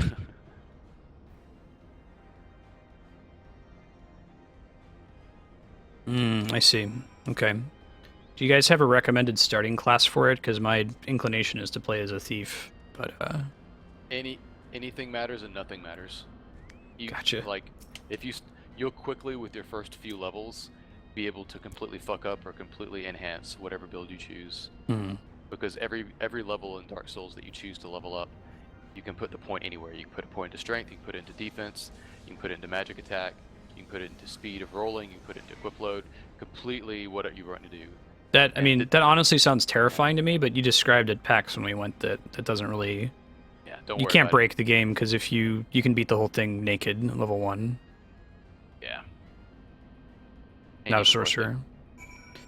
I'd probably trend towards something that emphasizes defense, but it seems like defense might make the difference between dying in 2 hits instead of dying in 3 hits. or around. Yeah, you'll definitely see. Okay. I forget the small nigglages between games. I do believe you get a little bit of defense from any point you spend in anything else in the original Dark Souls, if I'm correct. So you're never neglecting defense at the very least. You level up.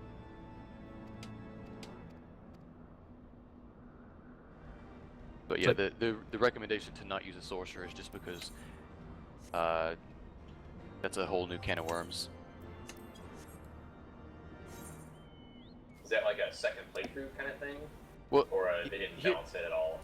I can give you the long-winded explanation if you want to go into it, but like when Demon Souls started and we had a small community around Demon Souls, magic was easy mode, and people were like, don't use the sorcerer because you will not appreciate how tough this game actually is and you won't get the same rewarding aspect. With Dark Souls, they tuned sorcery to be a lot closer, and in fact there are some now that are much easier to do melee, some bosses that are much easier to do as magic. But I think that mentality still kind of carries over, and people are like, you know what, don't even open the can of worms of sorcery as a result of that. Mm-hmm. That's just, I think, a short version of it. Oh, cool. Being some recognizable Final Fantasy enemies.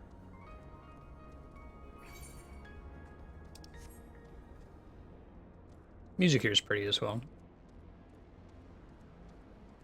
I mean, this is basically the floating continent, right? It's just a little bit more of an Allegan aesthetic than a Final Fantasy VI completely rock aesthetic. Right.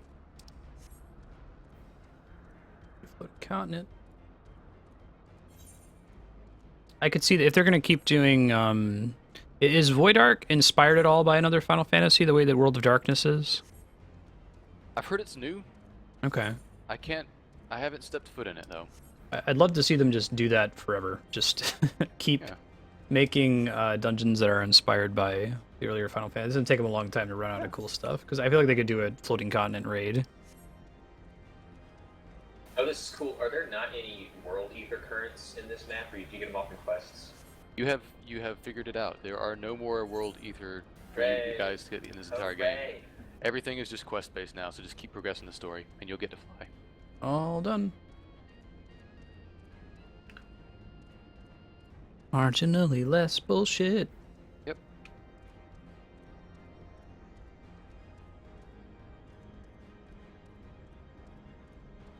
Yeah, this is actually a very Mass Effect inspired. I can't say Mass Effect inspired because it's probably Mass Effect like.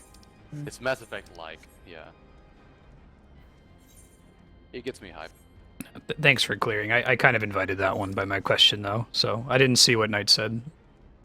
I didn't see. What was he talking about? Probably about Void Ark, because I was talking about it. Oh, obviously.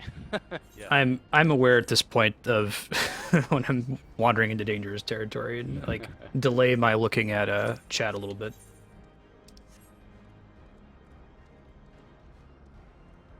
I have heard that people are generally positive on it. Night Dark Star, if you guys have done it, are you generally positive on Void Ark? What the hell are we doing Mikey here? too. Have you done it? Speak with the guidance node. Oh, I see it. Blind.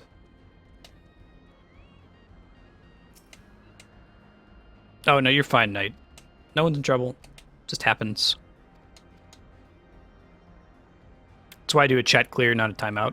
Or advise a chat clear to mods. Easier than the World of Darkness? Really? It sounds pretty easy. World of What I Darkness understand. was the easiest of the first three, at least in level of mechanics. To me, at least. That's probably wise if you're gonna have that many people involved. Like you could probably break that down. You can say, all right, we know that a 24-man event where a mistake by a single person wipes everyone, like the old school WoW style, is not acceptable. Yeah. So what level of mistakes are allowable? Like how many people can fuck up and can you still win? I'd say it would probably be maybe a third of people would be allowed to just completely dick around and do nothing, and you should still be able to win it. I think I could still have fun with about that level of bullshit. Yeah. From people. Yeah. So you have one entire incompetent party out of 3 parties. Well, that might be a little different. That happens all if the it's time. one separate party, yeah. God damn it! Step on the switch, guys. And there's Ah, like so you're saying it would have to be 1 out of 8 people. distributed, like sure. There needs to be at least one competent person, because sometimes there's a mechanic where there's a switch and 2 has to step on the switch so 3 can progress or something, just like the end of Kefka's Tower. Yeah. And if nobody on 2 is doing it, then Oh, I it didn't sucks. appreciate that it split you up like that. Like the actual party composition mattered. I thought it was just here's yeah. 24 people and we're going to use the party UI because that's what we have. Well, they do quite a bit of things. There's a lot going on in these 24-man raids that is new and exciting. It's easily, in my opinion, the content that is most amenable to repeating over and over and over. I would do the Crystal Tower stuff till the end of time if I had to choose anything out of this game to redo. That's pretty cool.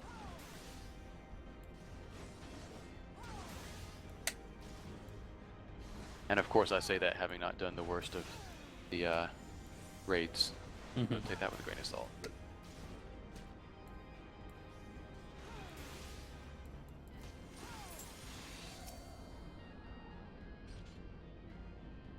Yeah, so it looks like a single one of these main story quests gives XP comparable to killing like 80 enemies in one of the Yeah, old it's quite a bit dungeons. different. Now that I'm doing it, I'm like, yeah, okay, that's faster.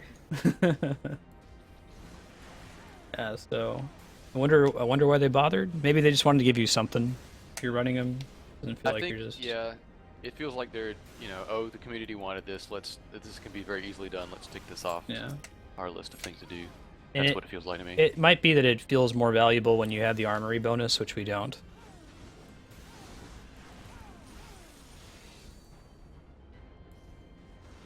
What's the weekly token drop system for Void Ark? If it's the same as Crystal Tower, I can tell you, but it might not be. Let's see what they say. What you think, Darkstar?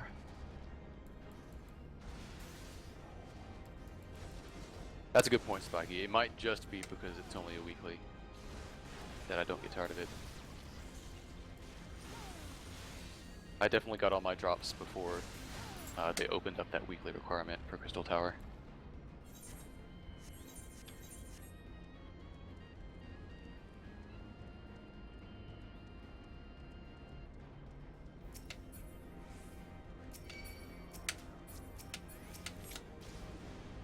You get a token. You get a token. Everybody gets tokens. Everybody. That's pretty cool.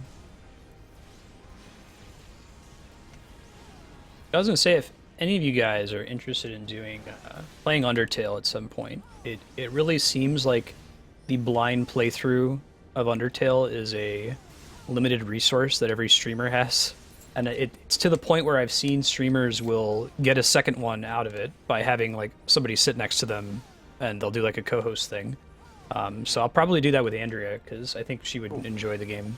Only if you're interested. I mean, you're looking at like, if you do it all in one sitting, it's like 10 hours, which is a long time.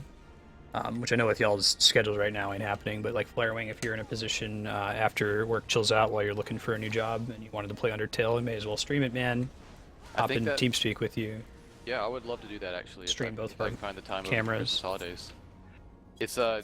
It's very reminiscent to me of, again, Dark Souls. When it first came out, people would jump in anybody's chat just to watch a blind playthrough of that, and they would watch them fail to the same damn 10 things, and everybody else, they'd see do the same damn 10 things over ad nauseum. There's just games that do that when it reaches the zeitgeist. I was not aware Undertale was one of them, but it clearly is. After seeing Dude, chat. people they just hop. They check the channel list and they look for someone doing a blind playthrough and they pop in and they stay there till it's done and then they move to the next one. And they complain about how you're not reading all the notes. I don't even know what this game is. It's an RPG on Steam. It's like $10. It's an indie game. It's in the range of like 6 to 10 hours long. It's really, really good. Kind of a deconstruction of the RPG genre. Is it $10 for its normal price, or is that a sale price? No, it's $10. That's all it is. That's extremely fair. I think. Yeah, it's I'm used to worth feeling at least 2 exploited. playthroughs too. Like without spoiling anything about the game, there's a couple different ways you can do it. Well, I know generally the categories of how you can do it, but I don't know like the storyline reasons behind why or anything like that. Yeah. But I wish that there was a way, because like, let's see.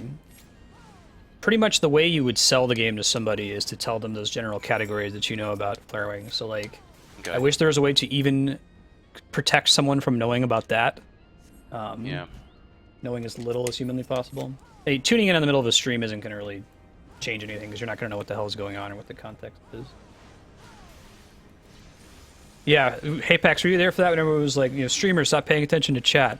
I was like, dudes. Yeah, I was half paying attention. I didn't know if it was better to like boot those people, but there was a lot of them. So. Well, what happens is there's in one of the paths there's an ending. The game ends and it says, hey, you should reload your save and do this thing a little bit differently. So it's not really the end of the game, right? So you reload your save, you start doing the thing a little bit differently, and it feels like it's a kind of a goofy epilogue. Like there's no content left in the game, there's no battles, you're just kind of watching these scenes. I'm like, oh man, I've spent the last 3 hours just telling chat that I can't really pay attention to them lest somebody accidentally spoils something. So now's my chance to actually interact with chat and talk about the game so far. But it was as I was approaching the end of that kind of epilogue sequence and getting back into the real gameplay that everybody was like, dude, you really need to like look at the game. Like, what do you want from me? Yeah, thanks D-Rock and to everybody who was clearing chat. You protected me almost completely. There was one or two things that got through and they weren't important. Very cool. Oh, check us out, Marstead. You can come up here. Figure this out. Oh. Second, Oh, Yeah, I don't know good if it's looking like out. I had bad no level idea. Design or I'm cheating, but whatever. You can get up here. You're doing the Mako. Yeah. Did you guys see the trailer for Mass Effect Andromeda? The new one they just put out?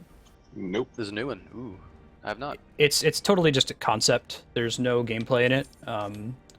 But it's like it's kind of focusing on the whole like exploration of space in the actual like U.S. space program and Russian space programs, and just has like this kind of little bit of dialogue from Jennifer Hale, FemShep. It's really good though. It makes me think that if the game is going to be that, if it's going to be let's focus on the exploration component more like Mass Effect 1, I think that would be really cool. That could be good, man. I when I did not have the time to afford to be able to do it, I came back to the Wait But Why blog and started reading all their posts on Elon Musk and our space program's history in general, and it's incredibly. You've probably read their Fermi paradox stuff. Mhm. If you've not seen that, but that's an incredibly interesting write-up of what Elon Musk is attempting to do and how it plays into this incredibly broad idea of the future of the human race, and just the dynamics of the time period that we're in to do that is just super interesting. Yeah. Definitely recommend reading the Wait But Why blog. The female voice actor in Fallout 4 is Jack from Mass Effect. Really? Oh, nice. Is it that you can play as either the dad or the mom? I keep seeing that character creation. Mm-hmm. That's cool.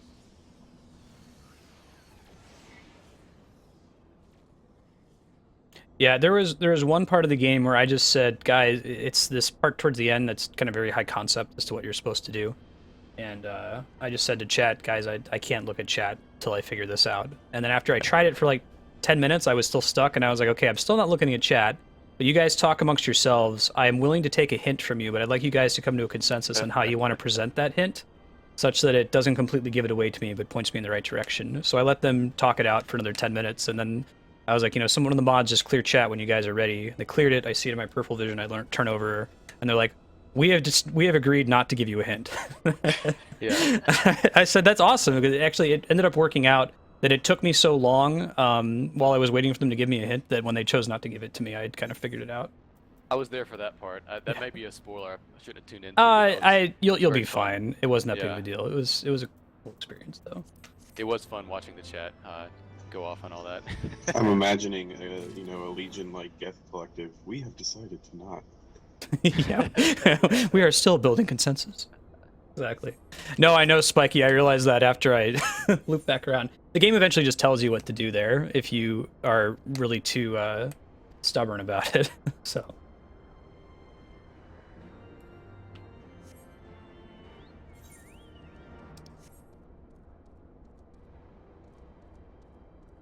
I should not be soloing this guy. Let's get out of here. south. Yeah, you're supposed to be following me around, helping me kill things. What are you doing? I was going into that bait because I thought we'd both fight it, and then I keep forgetting Oh. I keep forgetting because I'm like really close in level to these guys, and they can still kind of wreck me alone. I'm used to being able to overpower everything. Yeah. Oh, I see Pat and Dylan running off doing story quests. I'm trying to keep up. I haven't been paying attention to the fates. I should do that though. So if you see one, holla at me. Yeah. Yeah, I'm I just. don't even see your little blue dot on the map. I don't even know where you are. Yeah, because of the warping mechanic, people can jump around pretty quick here. You guys are on the way. Patrick's way east. It was about equal to a Smash stream. I've had some people pop back from it. I think Serp, if you're hanging out in chat, you were here for Undertale, right? Talk about walk-in retention. Yeah. Varies from game to game, right?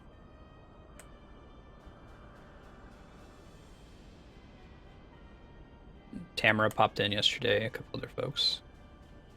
I think it really helped. I mean, and I'm sure some of it was just the right place at the right time, but there were a lot of other Undertale streamers, and I think it was a good time to have done your layout overhaul. And I'm not talking about my contribution to that. I'm No, talking just about, overall, yeah. I'm talking about like your general aesthetics of centering and getting your overlay done in a very attractive manner, because I think that's what differentiated you more often than not on the first initial click, and then they came through and said, oh, this is actually interesting as well. Hung around. Right, Spiky. Fewer literal children, yeah. I feel like that's a limited resource, though. Yeah, it was really big, but it was because it was a blind playthrough, and if I booted it up, if I just did Undertale every day, just keep playing through it. My question... They wouldn't knock know. yourself out every night and forget. Just Right. Yeah. Just, Use the power of concussion. Forget me nows. you can just say, look, I wasn't paying attention to the game for half of it anyway, so it's basically lying. Right.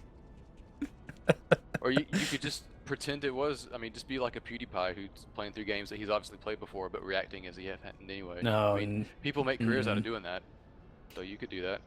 I This popped He in makes a... a career out of it. He makes $11 million a year out of it. Yeah. It's a little more than a career, you're right. So Quite a that is bit. their purpose. Oh, yeah? We'll do that. I'll play it with Andrea. I'll see what path she takes. I'm not going to tell her anything. Imprisoning a primal in such a manner. Yeah, I'll do a blind genocide run eventually. Put some distance from the game. Myself recover. Held in duress, So you guys are primal for will sure Z's continue to moving? nurse its hatred for mankind. Yep, it's not for sure Z's whether it's going to be New Mexico or Maryland, but it's probably 90% New Mexico at this point. She tried to get a couple jobs out here in California, and we haven't landed any. But I think we're going to be out here a little bit longer. Rather than moving in like January or February, it's going to be more like March or April. Mm-hmm. Okay. Whatever folly the Garleans mean to commit. It's that. Hey, Pax, do you know if you'll be out here for Zelda, the symphony thing? I'm gonna try to be Okay. in California for that, but I probably will not make it up to the actual concert. If you won't be able to make it to the concert, I wondered, Matt, if you want to go. We've got the 2 extra tickets then. You and want to go? I have no idea what you're talking about. There's a Zelda Symphony of the Goddess concert in San Jose. They have like this cool touring thing they do across the country. They have like a big video they have set up, and they've got a orchestra that plays through all the Zelda games. So that would be up y'all's alley. When is this? December 5th, I want to say. Saturday. I'll look into it. Okay. I have to go let all me the know. way back across the map, turn this in. Fuck you, game.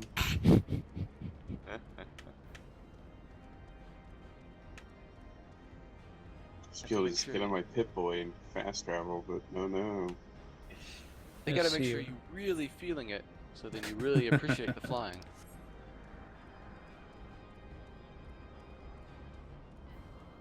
Imagine Yeah. like all those people that were doing this on launch, they spent 48 hours just doing all this content straight.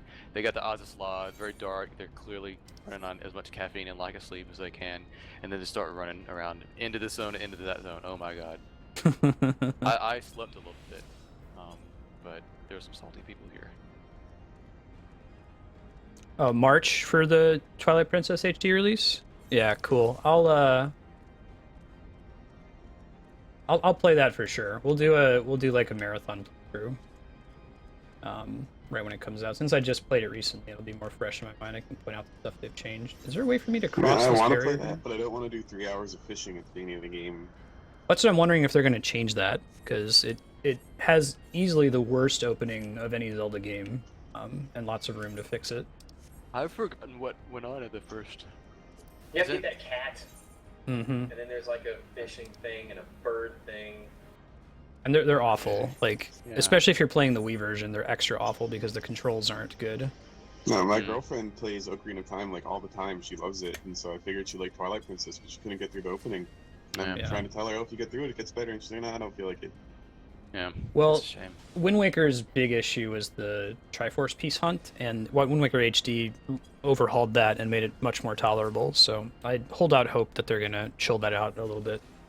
I'd even say just cut it. Doesn't really add anything to the game, but I don't know how far Nintendo's gonna take it. Although, to be fair, it's honestly the most memorable part of the game. It's the thing I can Rely on every Because time. it's, you know,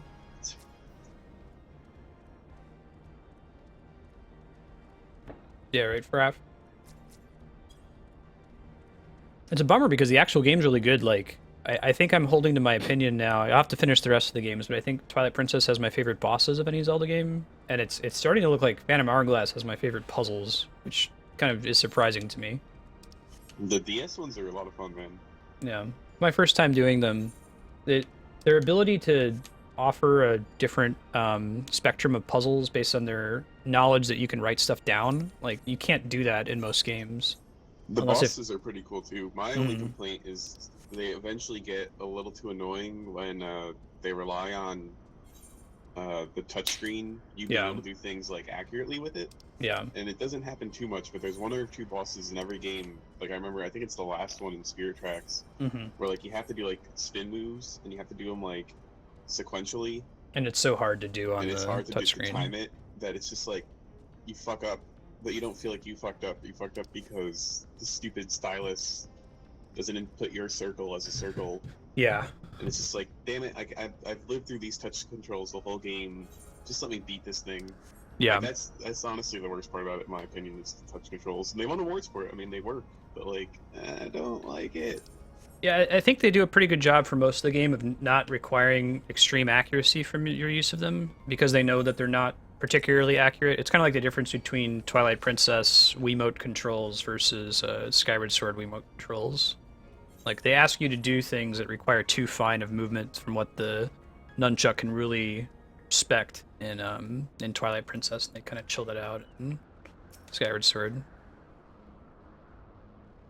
Is it my speakers failing, or is everybody kind of getting the robotic stuttering? The speakers. If you're getting robotic, I wonder if that's a bandwidth thing. But no, I'm not hearing any issues. I did play the Trauma Center games. It was one of my launch titles for the Wii when I stayed up at midnight and picked it up. Pretty cool. Yeah, exactly, Spiky. That's one of the worst things that can happen to you in a video game, where you're on the right track, but something throws you off. My favorite example for me playing on stream was this door that I had to shoot with a missile in Metroid Prime 1. And the first thing I tried when I walked in the room is I shot it with a missile, but I missed it by like 2 pixels. But I thought that, oh, I guess I can't blow it up. So then I wasted like 30 minutes sticking around trying to figure out what the hell I'm supposed to do in this room, because I incorrectly deduced that that was not, the way forward. There's not a lot the game can do to stop that from happening. Portal sort of does it with their whole portal funneling mechanic, where if you're roughly aiming in the right direction of a portal, the game kind of nudges you into it. You don't have to be perfect. They implemented it a lot, especially in the second one, Portal 2. Guessing this is solo only.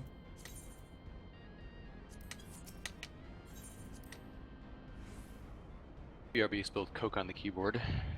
No. People Oh. double Cyrus it? Oh shit. I've actually only done Trauma Center on the Wii. I've never played a DS version of it. That's pretty wild, though. Trauma Center Under the Knife. And they had a sequel that had a really like clever punny name. Find it.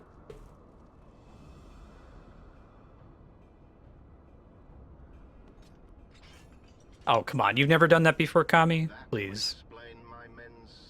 You never shot a missile, thought you landed spot on, but were actually a couple spots off. Like, I think everybody's had.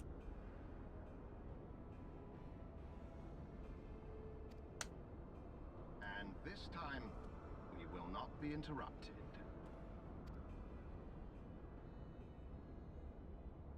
Oh, man. Come, show me your power, champions of Eorzea. Will do. Second Opinion. That's a pretty good one. Good title. Probably need to pay attention. It seems like these Heavensward solo duties are actually tend to have mechanics. You must be way ahead of me. I've just been beelining from quest to quest since I figure I'll hit the wall first.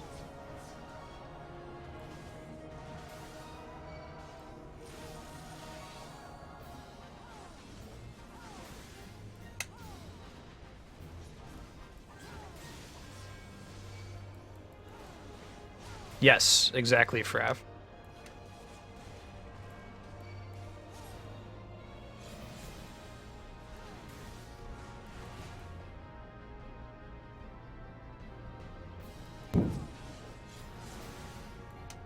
What area of the map are you guys in that aren't inside that instance? I have no idea how to describe it, so... Like north, south, east, west, which of the continents? Or northeast, southwest, southeast? Looks east is where I am. Okay. Pretty much east-east. Sorry, I should have hit leave instead of disband. My bad. Alright, I will just fly as high as possible and look for little dots. Teeniest, tiniest Lalafell dot. Oh god, the Lalafell. Not gonna help.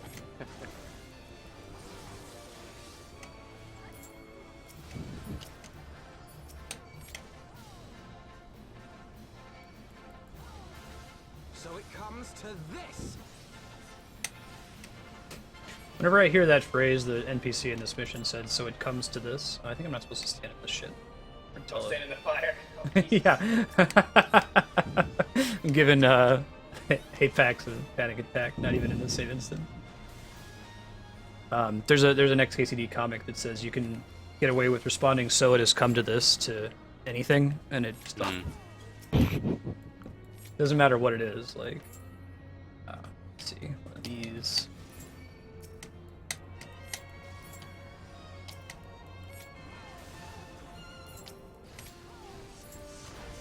Oh, sure.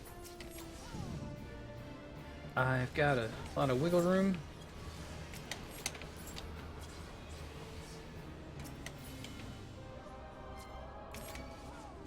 I remember there being a decent amount of challenge in that fight. It's not trivial.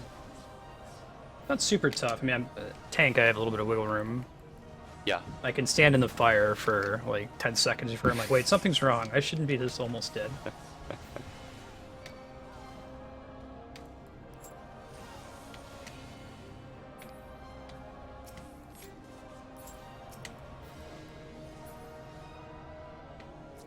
Obsidian carbuncle? What the fuck is this?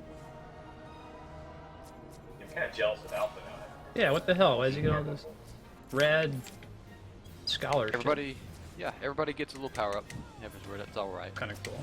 I believe you've already seen Ystola's power up in the Idleshire fight she was with you in, or the Gervanian whatever lands. Mm-hmm.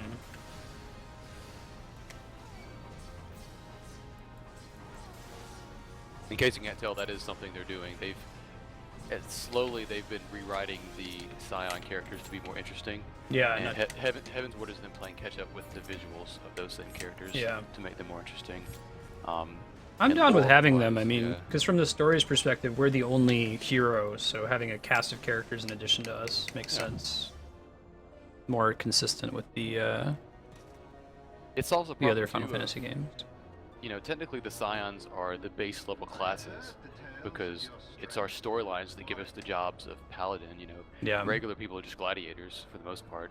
So that's always left the Scions seeming a little weaker after you get that job. So this kind of makes them special arcanists or special white mage or you Right. know special conjurers now, to kind of put them on par with us again. It's like a you know Piccolo absorbing Kami and getting a power up to Super Saiyan levels. You know, it's one of those kind of things just to make them relevant again. Oh yeah, spiky. It's maybe rougher on DPS. I guess you go through it faster.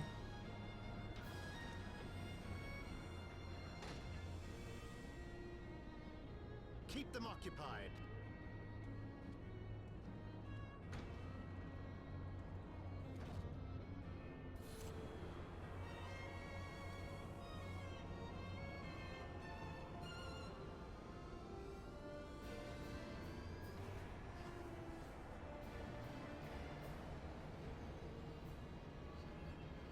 Coward.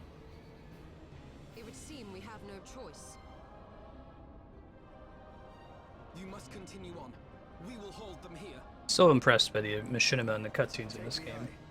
It should still hold enough Yeah. I feel like a pretty huge chunk of the features they actually provided the player are really for machinima like this, like facial expressions that you can't really see in live gameplay. Hmm.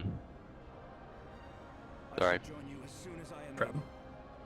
Did you guys hear the ringtone or just the? I hit her voicemail? a ding ding ding sound. Okay. I was gonna point out to Kami if you recognize my ringtone if you heard it, but Make haste I and don't think stop it came the on. Archbishop. I have the Phoenix Wright little diddle that you'll hear eventually in that game as my ringtone. Hey Reaper Cheap, how you doing? Hey new.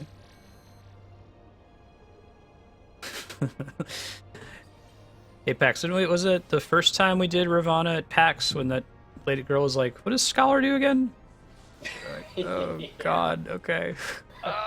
That told us pretty much everything you need to know, right? Yeah. That fight was pretty well tuned, I think. They retuned it from the actual main game one where you had to have probably 3 or 4 people sucking to really fail it for you, as long as the tank and one of the healers was okay. Yeah. I'm doing alright.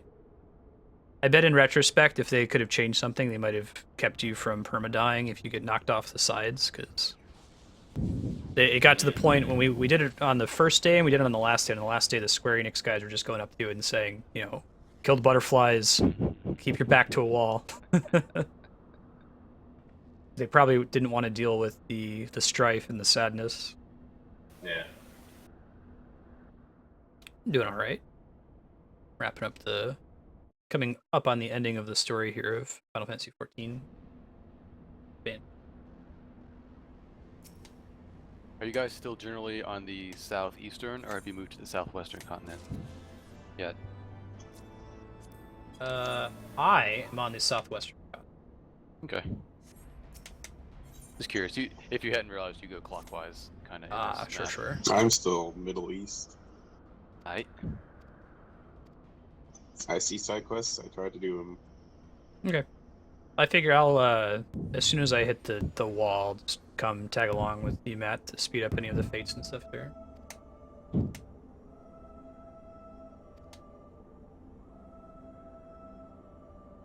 I haven't done too much fading in this zone, but there are some legit tough fates we might get wrecked on if we attempt. There's some secrets that I don't remember if the community has figured out yet or not, but it has to do with doing fates in this area and a possible optional boss popping up if you do enough of them.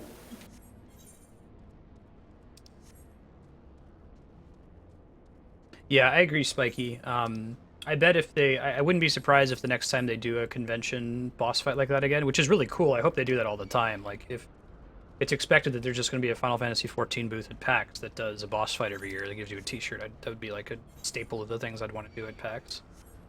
But yeah, I would hope that they would remove like permadeath mechanics or find some way around them, because there's going to be people waiting in that line who don't know what they're doing, and you at least have some room to be able to resurrect them, you know.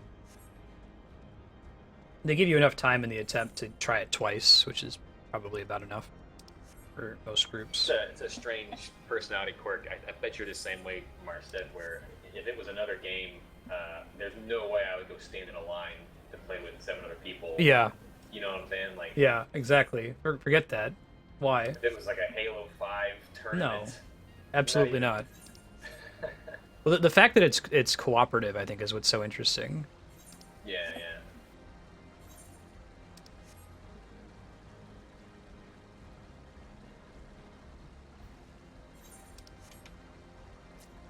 That thing's pretty sweet.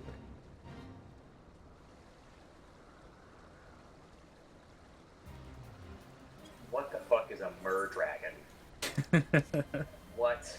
That's a water dragon. It's Varys' final form. Oh my god. He's actually a Targaryen and a merman. Hey, speaking of bitchin' fantasy novels, are you guys stoked about the Patrick Rothfuss Twitch channel? I heard about the channel. Actually, I forgot to host it last time. He has like a donation goal to get him to stop streaming and work on book 3. Stop playing Fallout 4 and work on the book if you donate to a charity. It's pretty great. That's outstanding. I love this man. I want to have his babies. Andrea and I are saving the second book. We're gonna listen to it on our road trip to probably Los Alamos. What? That's Whoa. like months away. Maybe we'll change our mind on that. It seemed like it was much closer. We finished the first book, though.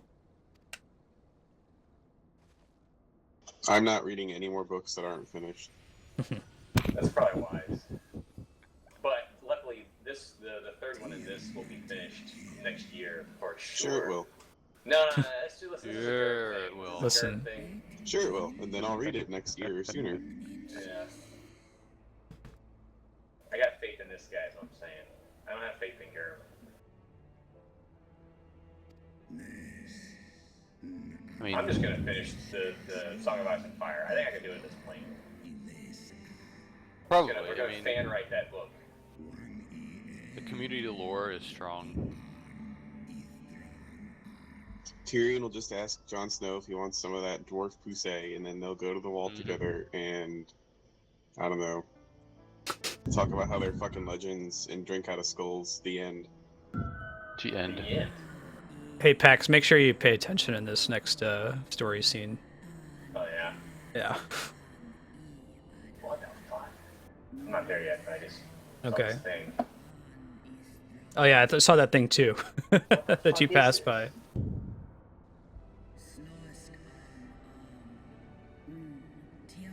Yeah, this is one of 2 hype things in this zone. Yeah. They're just laying on the map. I'll point out the other one.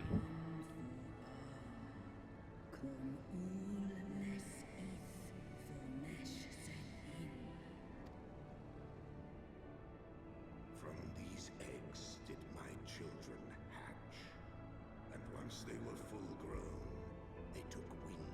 This is actually kind of my issue with the way that the story develops in Final Fantasy XIV. You're like, okay, all right, honey, shaven sheep, and then like you kind of get into a mode where you're kind of half paying attention to it, moving from mission to mission, and then you get to one of these like, wait, whoa, hold on, what's going on? What's this? Let me rewind a few steps.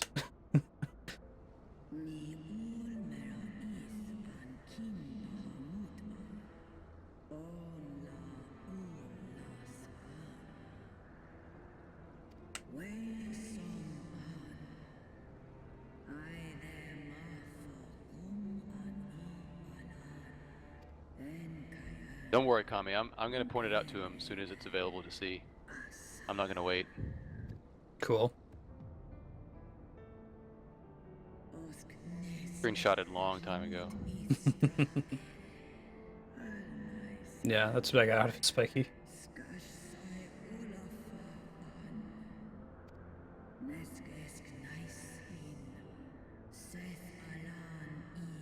How far are you on the XP mometer there, Pat? I'm actually getting kind of close. Like I'm past 3/4. Or I'm only halfway even.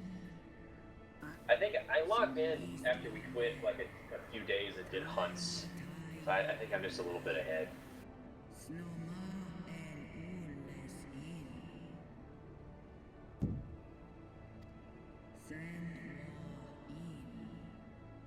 The poor goodly adventurer. No more goodly. Is this is part of this cutscene we're watching referencing the events of the coil dungeon? I don't know if you can answer that. Maybe chat can answer it. I know some, but I think there are holes in my knowledge because I have not finished the core story. Sure. Probably, yeah. I can speak to the lore as I understand it. Okay, I assume so. I mean, Yeah. I've had minimal spoils for Coil, but like, you have a certain expectation about what's going on over there, and this doesn't surprise me, I'll say.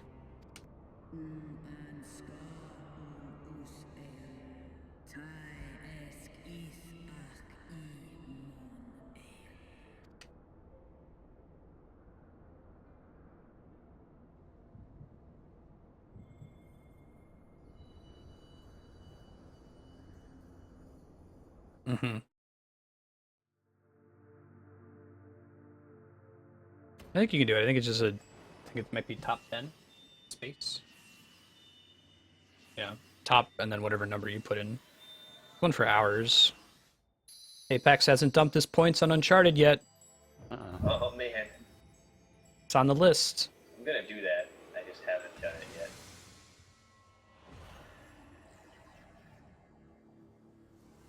You're almost over 9,000. You should just wait. Oh shit! I can't dump it now because my provision will catch up. Warrior of light, beloved daughter. I hear when you get to 10,000 points, Marstead just gives you the stream.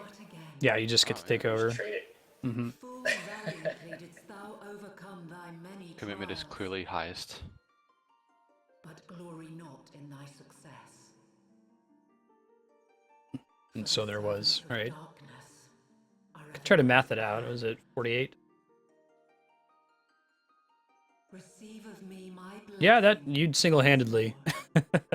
I think that there's the will and the way to and go forth vote up Phoenix Wright or find Skies of thy Arcadia light to of topple it all after that, but creation.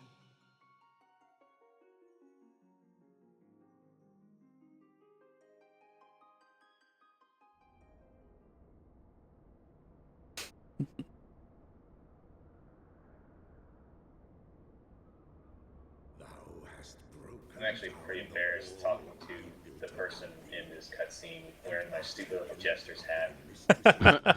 Not really very impressive. Strong art thou, mortal. Stronger than any other of thy kind. mm-hmm. I know, okay, I was right. Having looked He's just upon like, thy alright, deeds, fuck everyone. Barbie Adventures all day, every day. I think Good. I think you've pretty much just been leaving the stream up ever since I started, whether you're working or not. Like, Yeah, I like having it on the background when I'm at work. appreciate it. Yeah, Man. I can't do that anymore. Mm-hmm. Are you like internet locked? You can't have stuff up? Well, I could, but they probably wouldn't like it. So Yeah. I don't use my work computer for anything besides going to the Livermore portal page or work. Mm-hmm. Yeah, the only workplaces I've experienced have been completely unable to do anything like that. I've never understood people are like, I'm redditing from work all day. Yeah, how the fuck do people do that? I've never worked I in an mean, I environment do it that on my was- phone. That's how I do it. Oh, that's what people do. Okay. But I can't. I'm already using way too much data just trying to stream music, so I can't do Twitch for sure. That's The only thing I've ever seen anyone get away with was like pulling up an ESPN for a second. Yeah. And nobody will bat an eye at that, but I've never been in a workplace you could do any more than that. I had a probably savvy IT team that blocked just about everything at Chase, but they didn't block Reddit. So I used this tool that made Reddit look like Outlook. So it looked like I was just reading emails. Oh, cool. That's actually smart. What? The result for this is pretty cool. I feel like it's cool that they've concealed this, kind of. Yeah. If you're worried about spoiling something for me, don't just talk about it. At the end of that cutscene, you automatically can fly and are placed on a flying mount. I'm just doing that solo thing now. So like I said, if you want to talk about something, just do it. I don't give a shit. Oh, that's actually Okay. right before. Marstead, where are you? I'm joining your party right now, and I'm going to show you something. Wait for Okay. me. Oh, and I feel Yeah. wonderful. Drop your chocobo. Oh, Hans, what have you been doing? Foodish haunts. What are you even doing? That's a pretty cool ending to that cutscene. All right.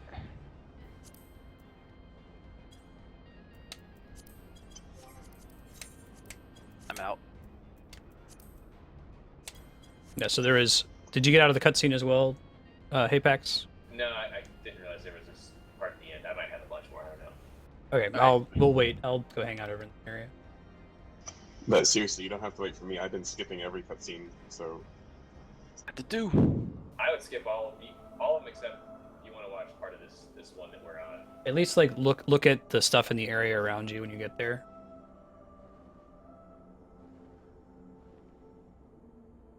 I don't know if Atheno ever decides to heal me during this duty and I actually pass it. We'll see. Well, if you're in a duty, I might be able to find you, actually.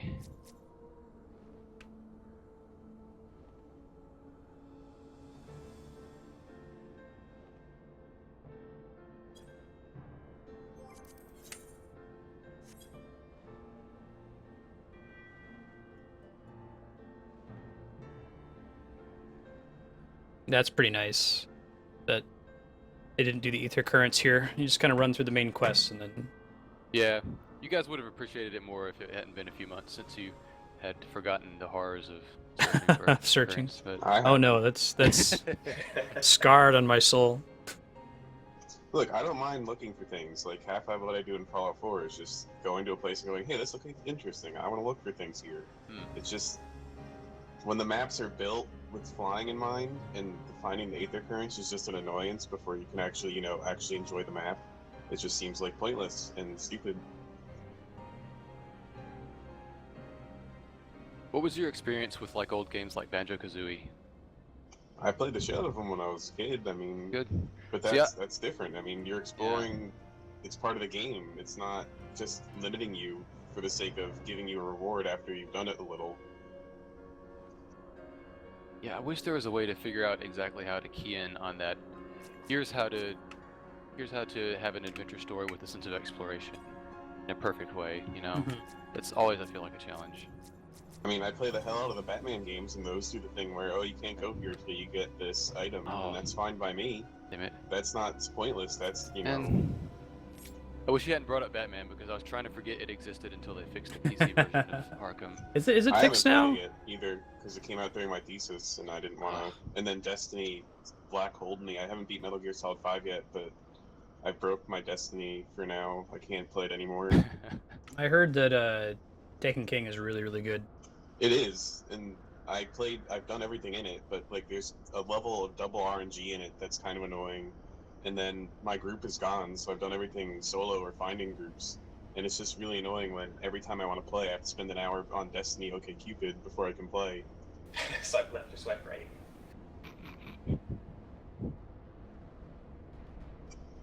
But like the double RNG is really annoying because like you play the hardest content, either the raid or the new hardest PvP content, and so like you can get a weapon to drop, but then there's a light level associated with it, and there's a variance in what that light level is. So first you have a coin flip whether you get the weapon or not, and then you have a 1 in 10 chance that it's a light level, and then there's a chance it's lower than what you're using, or it has a random perk you don't like, and it's just like, fuck this, I don't need this anymore. Do you recognize this, Patrick? Yeah, Apex? do you recognize what we're around? It's fucking amazing. Keep flying around. I see why you guys are saying this will send me over the moon. Yeah. Oh, nice. All right. Good on them. Yeah, it's super Yeah, cool. wow. That goddamn Warring Triad sitting right here in the middle of nowhere. Yeah. I get to the first one, I'm like, that looks kind of... Wait a minute, there's two Yeah. other ones. Oh, that's pretty awesome. Yeah. As a melee DPS, this fight's really annoying. Dude, I had a really hard time with it when I was in summoner mode too. I think you need to be a tank or a healer to make it reasonable. Yeah. Because you're right, Alpha Notice won't heal you. It won't heal you, and like the fire keeps spawning really, And really then the one fast. time he heals me is after I pop my own second wind thing. He's like, "Oh, I saw you heal yourself. I guess I'll join in." Oh right, heal. Yeah, exactly, D-Rock. Totally D-Rock. And it's really cool too because it's the exact same design. They've just made it look really, really good. Yeah, what's the story? So it'd be like, is this story related? We just haven't gotten there yet, or is this just here? This is basically just Allagan relics sitting here. You'll find out if we know any more about him or not. I want to say that they have name-checked the Warring Triad at this point, though. And they very first entered this zone. Not necessarily in Maybe this one of the context, side though. quests or something. Yeah. You're supposed to be aware that's a name, though. Not anything about it. That's pretty cool. My next quest is at 60. Okay. Whatever's after that one. I just did. But Yeah, I I'm believe this pretty is the close. wall. Yeah, this is the wall.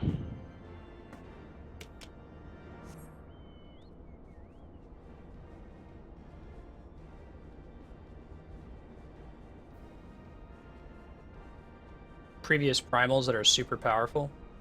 That's pretty cool. That's a good way to handle it.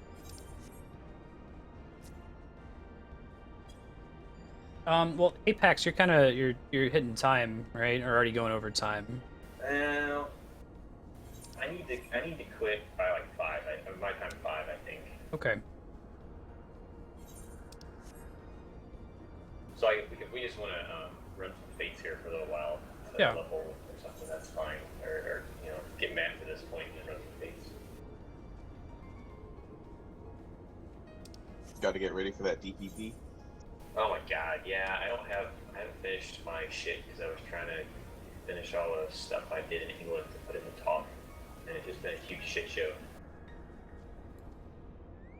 I left them, I did everything when I was there, except like this one really simple thing that I knew they could do. Man, I knew they could do it, and they didn't do it, essentially. So I'm having to, like, without going into details, do a bunch of bullshit to kind of do it with what I have here. Anyway. You just need to get out to the lab, man. I do, man. I need Friday to, well, at 4. I left at 4:30. Like, man, I'm leaving a little early today. Now I was already at Ghost Town when I was walking Really? to the parking lot. That sounds awesome.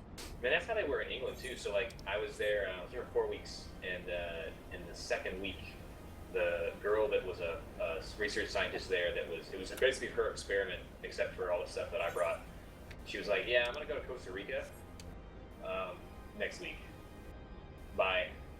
So like half of the time, then it was just me. I was the only one. I'd never been there before, except for 2 weeks before that, and I had to like do everything.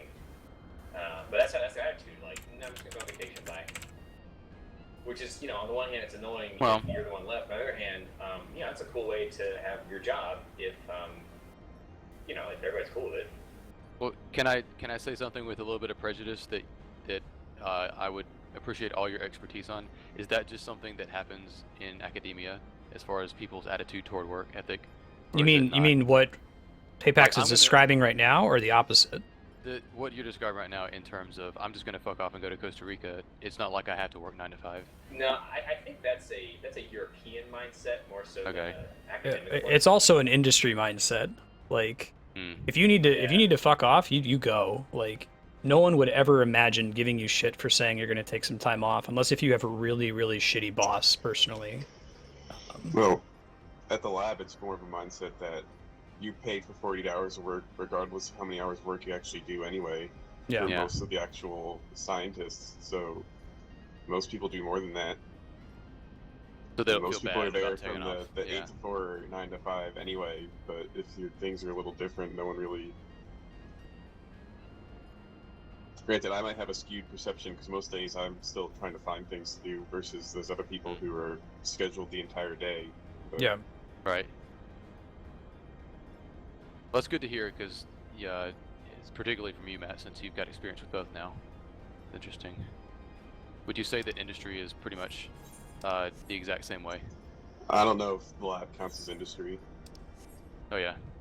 Yeah, see, he's in a government lab, which is Oh, this so I other see. entity kind of. Yeah.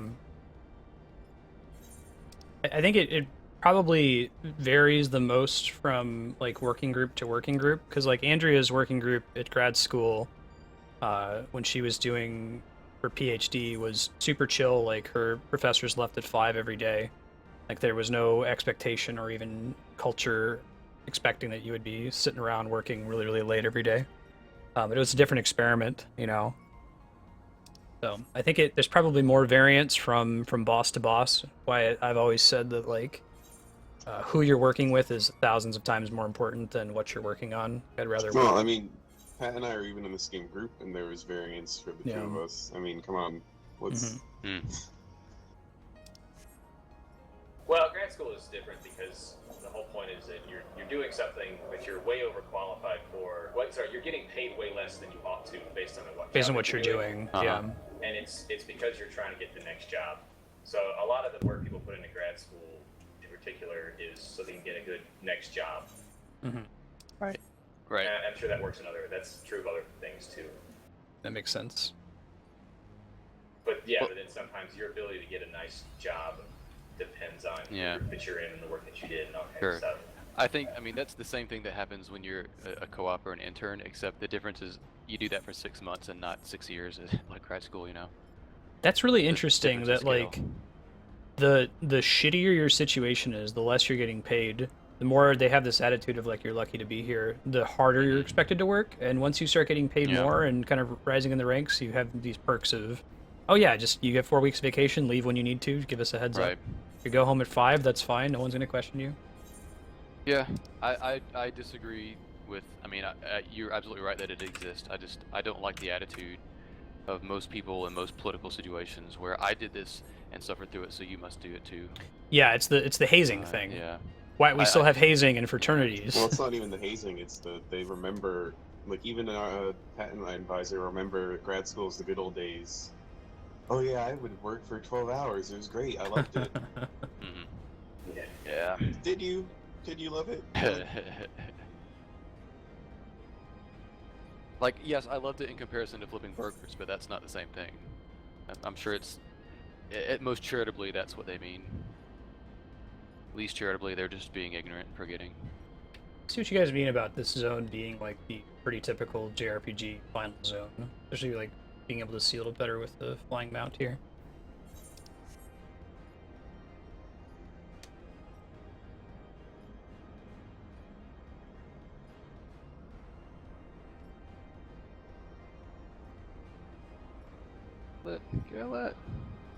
So cool. I'm talking to Tiamat, and I'm like, hey, I wear your father's a hat. That's cool. I imagine that's what the text is. I'm kind of skipping through it. You're at a fate in the northeast, it looks like. Apex. Not on purpose, and now I'm dying as a result. Coming. That's cool, Spiky. I'm looking forward to it. This is a really cool zone. You don't really appreciate how cool it is until you have flying. Like, I've just been uncovering the map.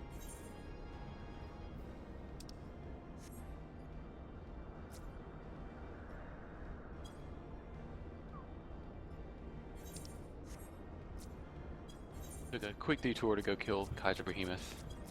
Right back. Wait, is that a thing? Apparently, I didn't realize it was, but he spawned in the Kurthus Western, so I went and beat him up for 10 seals. Kaiser Behemoth. Same with a lot of the zones. Yeah, I've heard the 3.0 zones described as being a lot more like the 1.0 zones where they're much emptier, and having flying mount certainly helps with that. Having not played 1.0 at all, I don't know how true that is.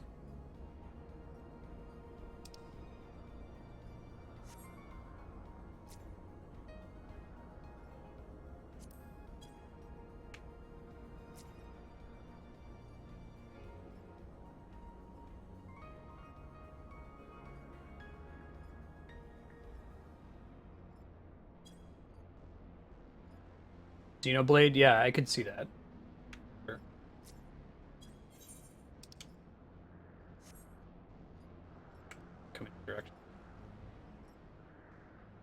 Yeah, get out that cutscene, Matt. Let me know. I can shoot you an invite up here, Chocobo. I'm going around. I just, unlocked all the sages. So now I'm the hero of time, or whatever.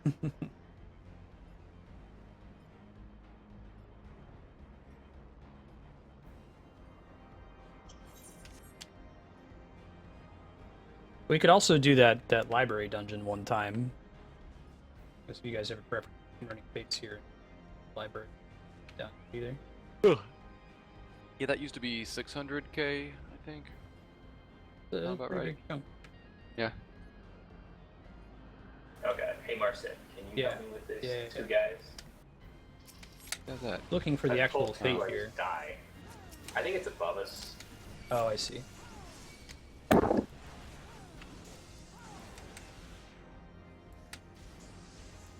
You guys inside a cave or something? Yeah, we're below the whatever. Oh, okay. I think we about it. Right, so it's corpse spot. My hat got too big. What the fuck is this? Your hat. It's my hat. Vigor's somewhere. Oh. Yeah, Serp. Trying to be cognizant of that. Actually, only pretty recently added some more mods for exactly that reason. So you don't have this just wall of swords. And a common comment from the Twitch subreddit. I don't usually stream on Saturdays though, and there's a very specific subset of the viewer base that likes Final Fantasy XIV, which makes sense. Like, people who are into Earthbound and like Mass Effect and the like aren't necessarily overlapping with people who are into MMOs. So Yeah. I think that effect is very much mitigated during the week and playing other games. But as a variety streamer, that gets trickier. You get people who tune in just for certain things. Incidentally, what do you think? What do you think about the difference in the Eastern time zone versus Pacific time zone is as far as viewers? Like, I was trying to figure out when watching the Undertale viewer spike how much could be attributed to the East Coast tuning in versus just the game. Clearly it was a straight rise all night. Yeah. Like I don't overlap with Pacific prime time at all in my current schedule. Yeah, I get to see you mainly from 5 to 6 most nights. Right. Depending on when I get home. I get some of the work crowd Pacific. A lot of EU prime time.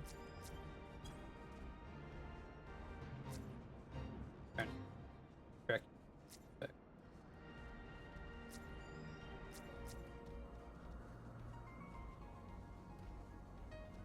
I'm out of that cutscene, and also, what was I supposed to be noticing? Where is it So- in the map?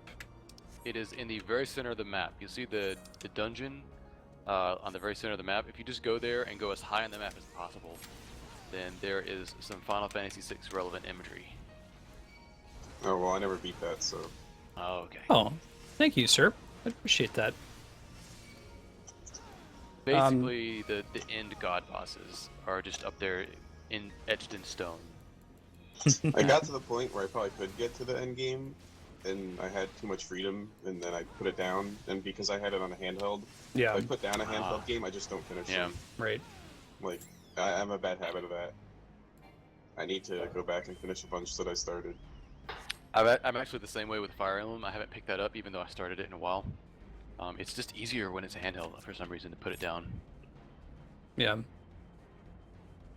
Well, Sir for me, Bobbius- now that Fallout and Black Ops 3 are out, there's not really anything coming out for a while. So after I exhaust those, I want to take a little bit of a break from them. I'm probably going to try to... Did you ever finish up Metal Gear? Nope. Nope. Between moving and the Destiny Yeah. DLC popping right when I moved, I wanted to get ready to raid and do the raid and all that kind of stuff. It's been a pretty healthy game, or a pretty healthy year for games as far as big content games like that. Mm-hmm.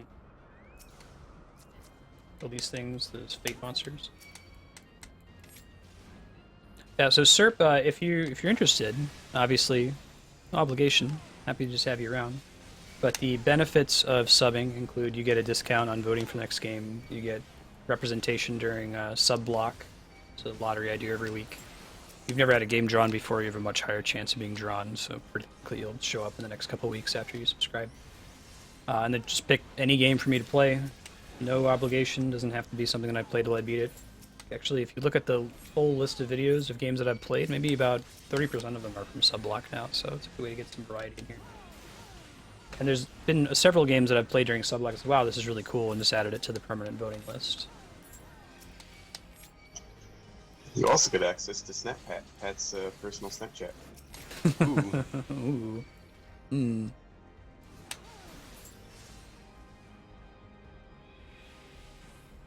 I'm not going to worry about my hunts. I'm at 16. If you have any hunts on you, either of you guys, happy to help track them down. I finished that cutscene, and then there were a side quest right there, so I'm doing a side quest. Okay.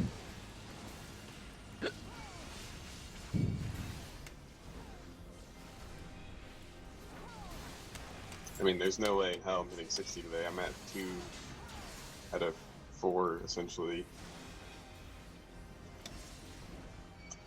Million XP. Oh, yeah, seals. That's still a thing, isn't it?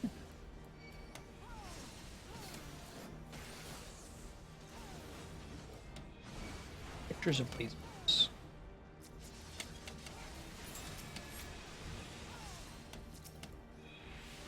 Oh, right, you're paladin. I'm like, oh man, that thing has green aggro. I'm really being bad. Cell model.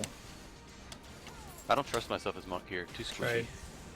Shoop the whoop, fire my laser.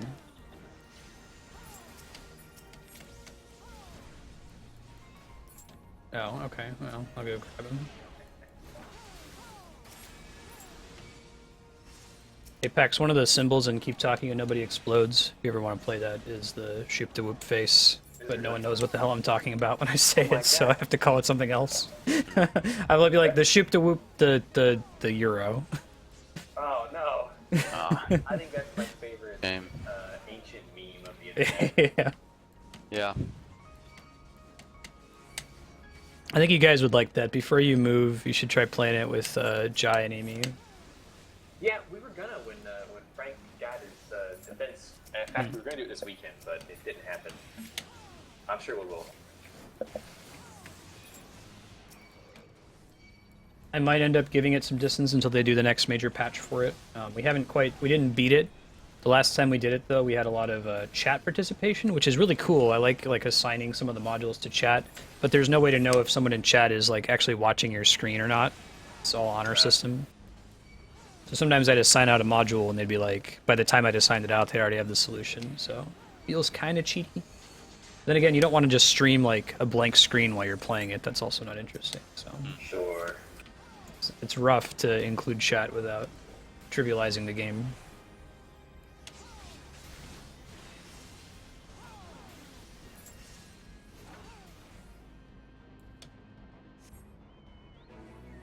I think I need to kill one more of these things if you guys don't mind. I'll rock this dude. These look like baby ultimate weapons. I don't know what you call these things, but they're pretty. This like model is pretty standard in Final Fantasy. Were you gonna shoot me a party invite? Yes. Can you boot your Chocobo? Takaboo. Thank you. Bring some. From the feet of Boko. Oh yeah, I keep forgetting that thing can fly. Yeah, one of the symbols is boobs. It's kind of fun playing through the game from scratch and developing a common language between each other. We had somebody come over who had never played it before, and Andrew and I had played it. We were trying to figure out what's the best way to introduce somebody to this game. Because you don't want to be overbearing with I know how to play this, so I'm just going to teach you my way of doing it.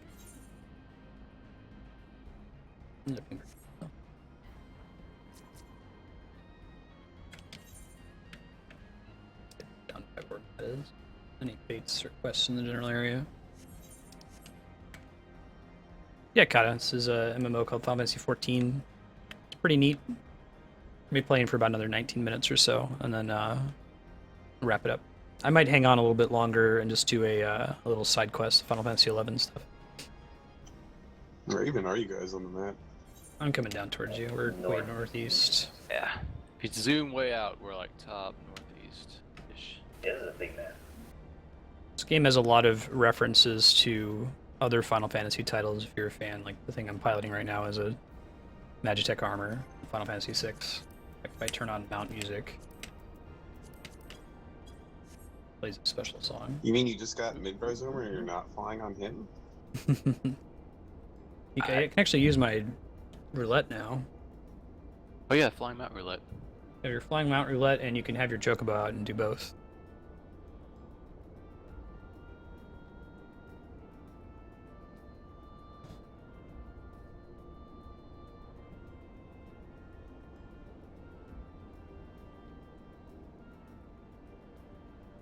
Yeah, what can you? Did someone already sell us on Blade and Soul? What's the deal with that game? What's the elevator pitch for it?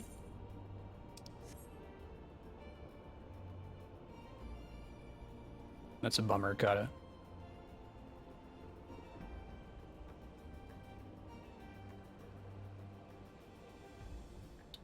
As you folks tuning in, just to give you kind of a heads up on the schedule coming up for this next week.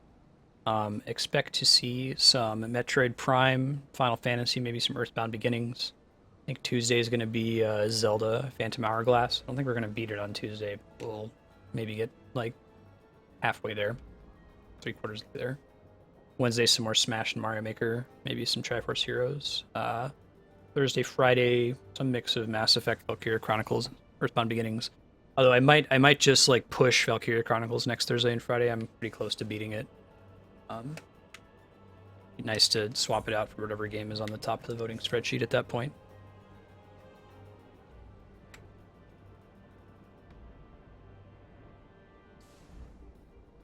That'd be cool, Darkstar. MMO with a fighting system that reminds you of old fighting game. That sounds pretty cool.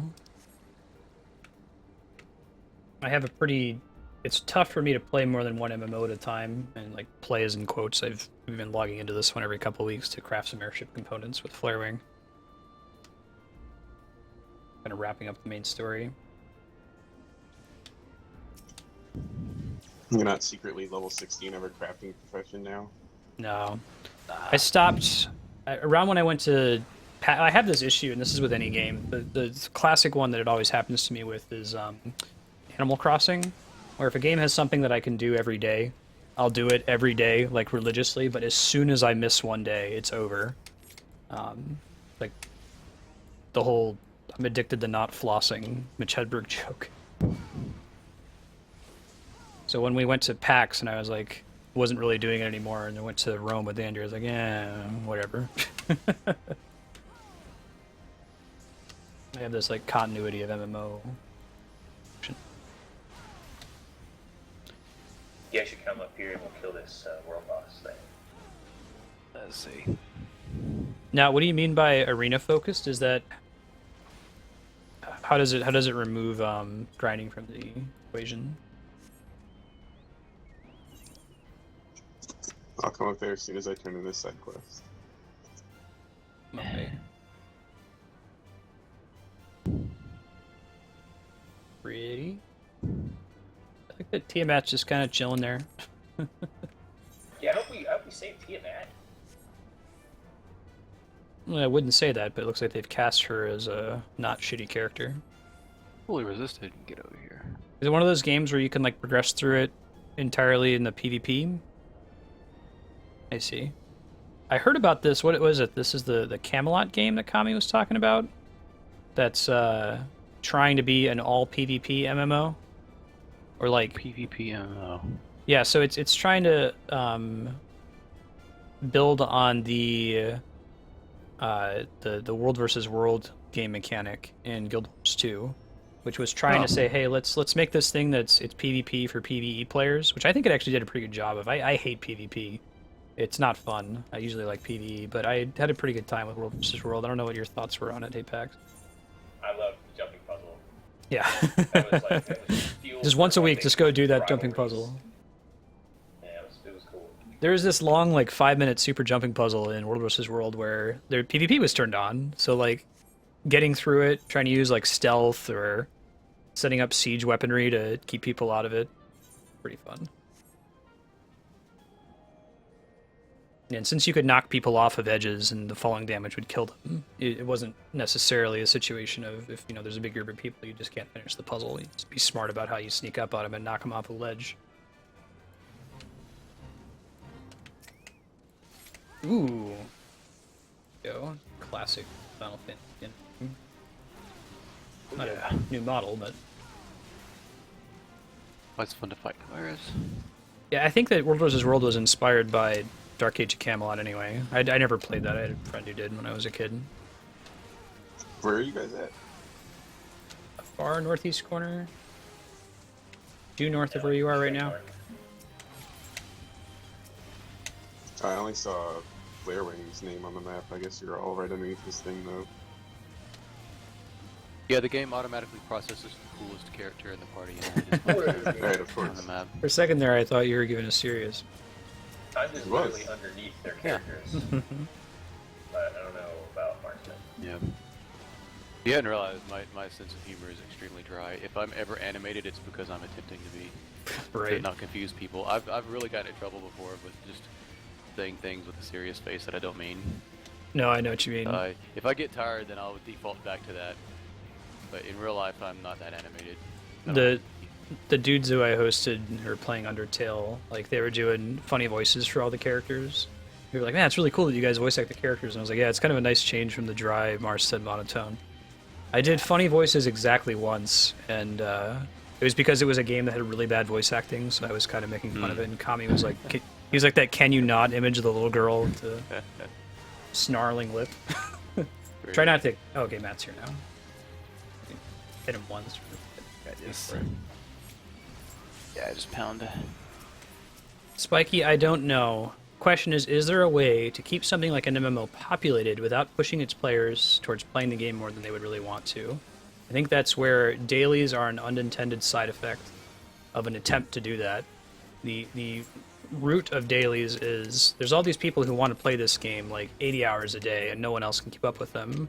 Well, why don't we have something that you can do if you just log in for an hour every day that's really, really beneficial that lets casual players keep up with hardcore players. But what it ultimately does is it requires everyone playing the game to feel like they need to log in every day, right?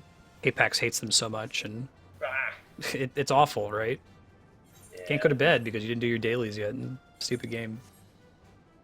So I think that the allowance system is a step in the right direction. I'd like to see that built upon more, where you can build that up and like, okay, I can only log in once this week, but I'll just do 7 times as much things as I would have done if I had logged in on a given day. Have a really productive one-day session.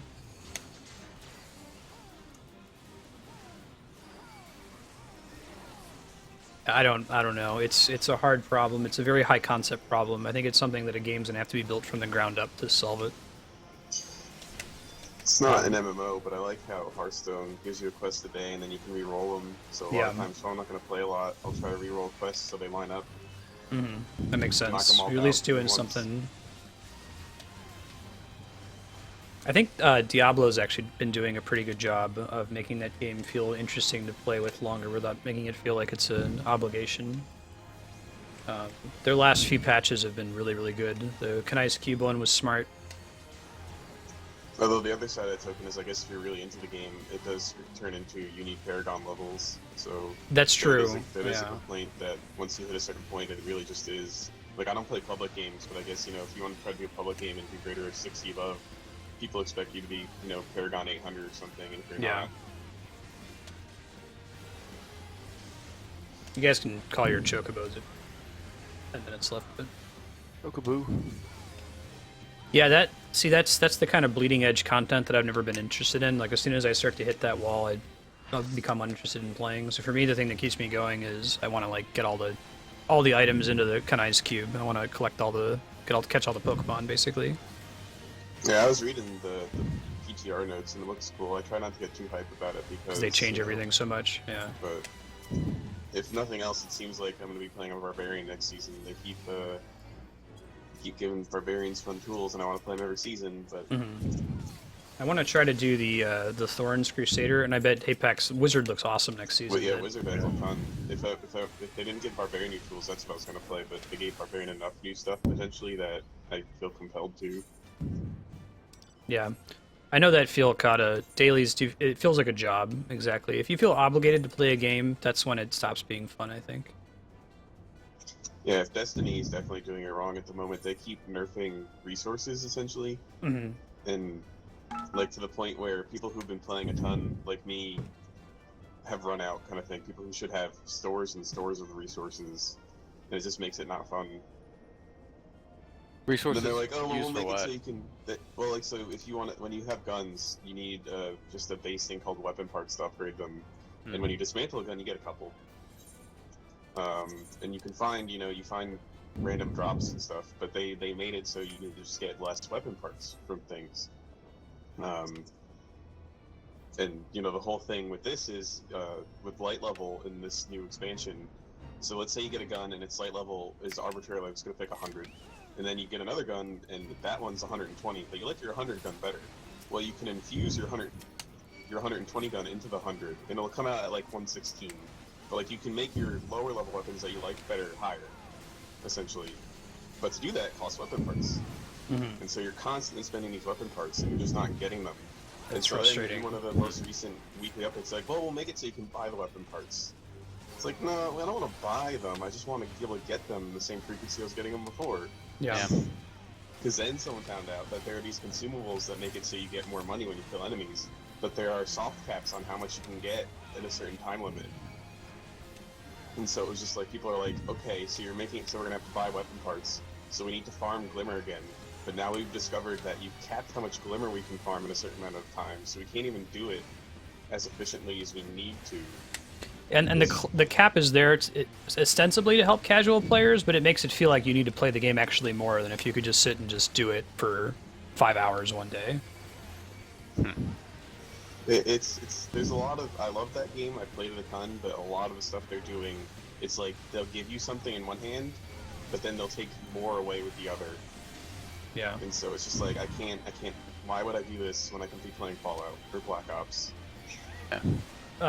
Bungie, for me, with that game, is kind of like what you were talking about earlier, Flarewing, where it feels like the Japanese companies are trying to make Western-style RPGs are having to reinvent the wheel. Right. I think it kind of comes with the territory of making an MMO. You can only learn so much from observing other games. You actually have to develop it. At least with Destiny, they keep saying, "Oh, it's not an MMO, though. Like we're not trying to build an MMO," but they are. They are. They accept all these it. Things, and they keep taking, one step forward, 2 steps back with each expansion or with each thing, and I don't know. There's like this most recent expansion. The highest tier gear you can get are called exotics, and there are a bunch of them that people found in the armory when the content's coming out, but it's time gated. Like some of them still haven't come out. You still can't get them until they decide to let you, which is a carrot on the stick. A more annoying thing is it sounds good on paper, is they made missions to get these exotics now, some of them, which is great. You feel like you earn it instead of it being a random drop. The annoying thing being is they're time gated, where it would be like, you have to play this mission on a certain day to start it, and if you don't do it that day, it might not come again for another month. So like, you have to be checking the Reddit every day. That's the worst. Do not put stuff on a specific day. And oh my so, god. Once you've done that first step, you can do it anytime you want or whatever. But you have to do that first step, or you have to do that mission on that day. And so there's a lot of people, like I was able to get those done, but there are a lot of complaints on Reddit like, oh, I couldn't log in, or I couldn't get it done. Now when's it going to be? To get next month? I don't want to have to wait a month to get. So like they have some cool ideas, but then they do it really, really, really bad. There's another boss fight here due southwest. It's inside a little the bit faster. Yeah, this is a pretty cool area. I've been in here before. Actually, I've never been here either. It's pretty sweet. I'm not a fan of time-sensitive stuff in general in games. No, that's oh my god! Don't tell somebody they have to log in on Wednesday. I mean, what if they got shit going on Wednesday? Are you serious, dude? I think the like, most mild weekly version resets of that. are fine by me. Yeah. You have a whole week to do something. Mm-hmm. But like, I remember being 12 and getting mad when they introduced night and day in Pokemon, because I don't want to wait till night to catch my stupid dark Pokemon. Yeah, right. Seriously, I want them now. I had that problem when I actually, with Pokemon had that, I was working third shift, so it was like, if I want to do stuff during the day, I have to wake up at a different time. Awful. Oh. And I guess you could set your clock, which I wasn't smart enough to figure out at the time. That feels slimy. Feels cheating, yeah. They handled that. They didn't have real-time day-night cycles in Xenoblade, but they just gave you a little clock where you could move it around. Let me wait on Matt back up. This thing dies really fast. Oh wait, someone's not here. Hold Yeah, it. I can't find where I see it on the map, Hans, but I don't know verticality. Hans, no. Hans. Alright, my chocobo killed it before I Yeah, it was inside. Fucking It's fine. I need Chocobo, to man. repair my gears. Just tell me it's about to break. It's cool. We're at Oh. time, so Hey. Pipex, you gotta go, right? Yeah, I gotta probably. I'll just I might hang out in TeamSpeak, but I'm not gonna be on Okay. the game actually. Okay. If you want to head up to, you might be able to purchase some vendor stuff now that you hit 60, and you can also repair up by the Etherite. If you want to head there real quick. Work before you there. Yeah, that's worth it. Yeah, I still have about 1.5 million XP to hit 60. I'm way behind. I don't know what. In the grand scheme of things, that ain't too bad, but yeah, that's I mean, not, that's about that's not an as hour. much XP as I made this entire Yeah. session. Yeah.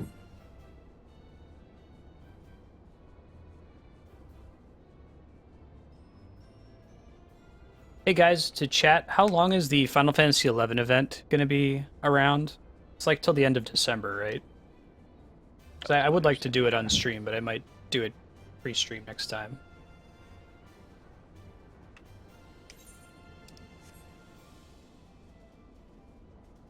Can you see these guys, Eb? Yeah. Okay, cool. December 31st. Okay, so I got some time to wrap that up.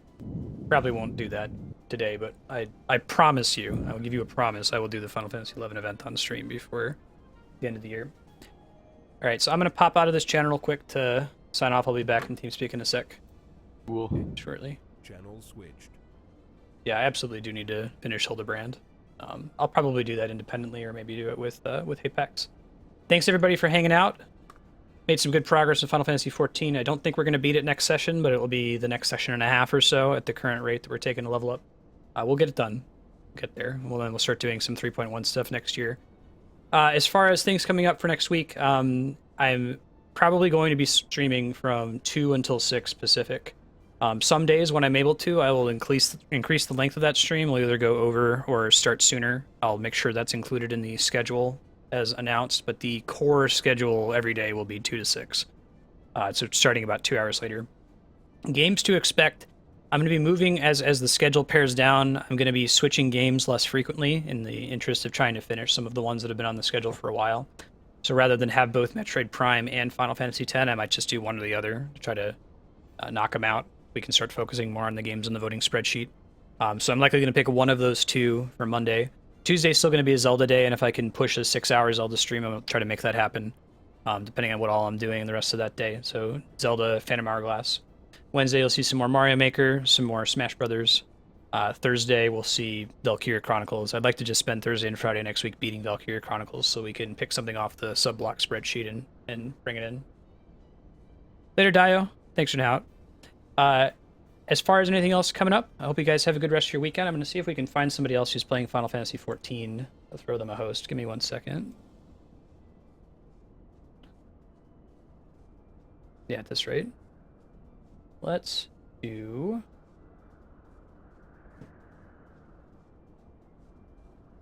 Someone's doing Ravana X. I think that could be fun to watch. Twitch.tv/Tua. Yeah, I haven't called it yet. We'll call it the night we beat Valkyria Chronicles at midnight, so there's plenty of time still to vote one or the other. And Haypack still might step in with a Dark Horse vote for Uncharted, so we'll see. Here is the person streaming. They're doing Ravana X runs. I think it'll be fun times.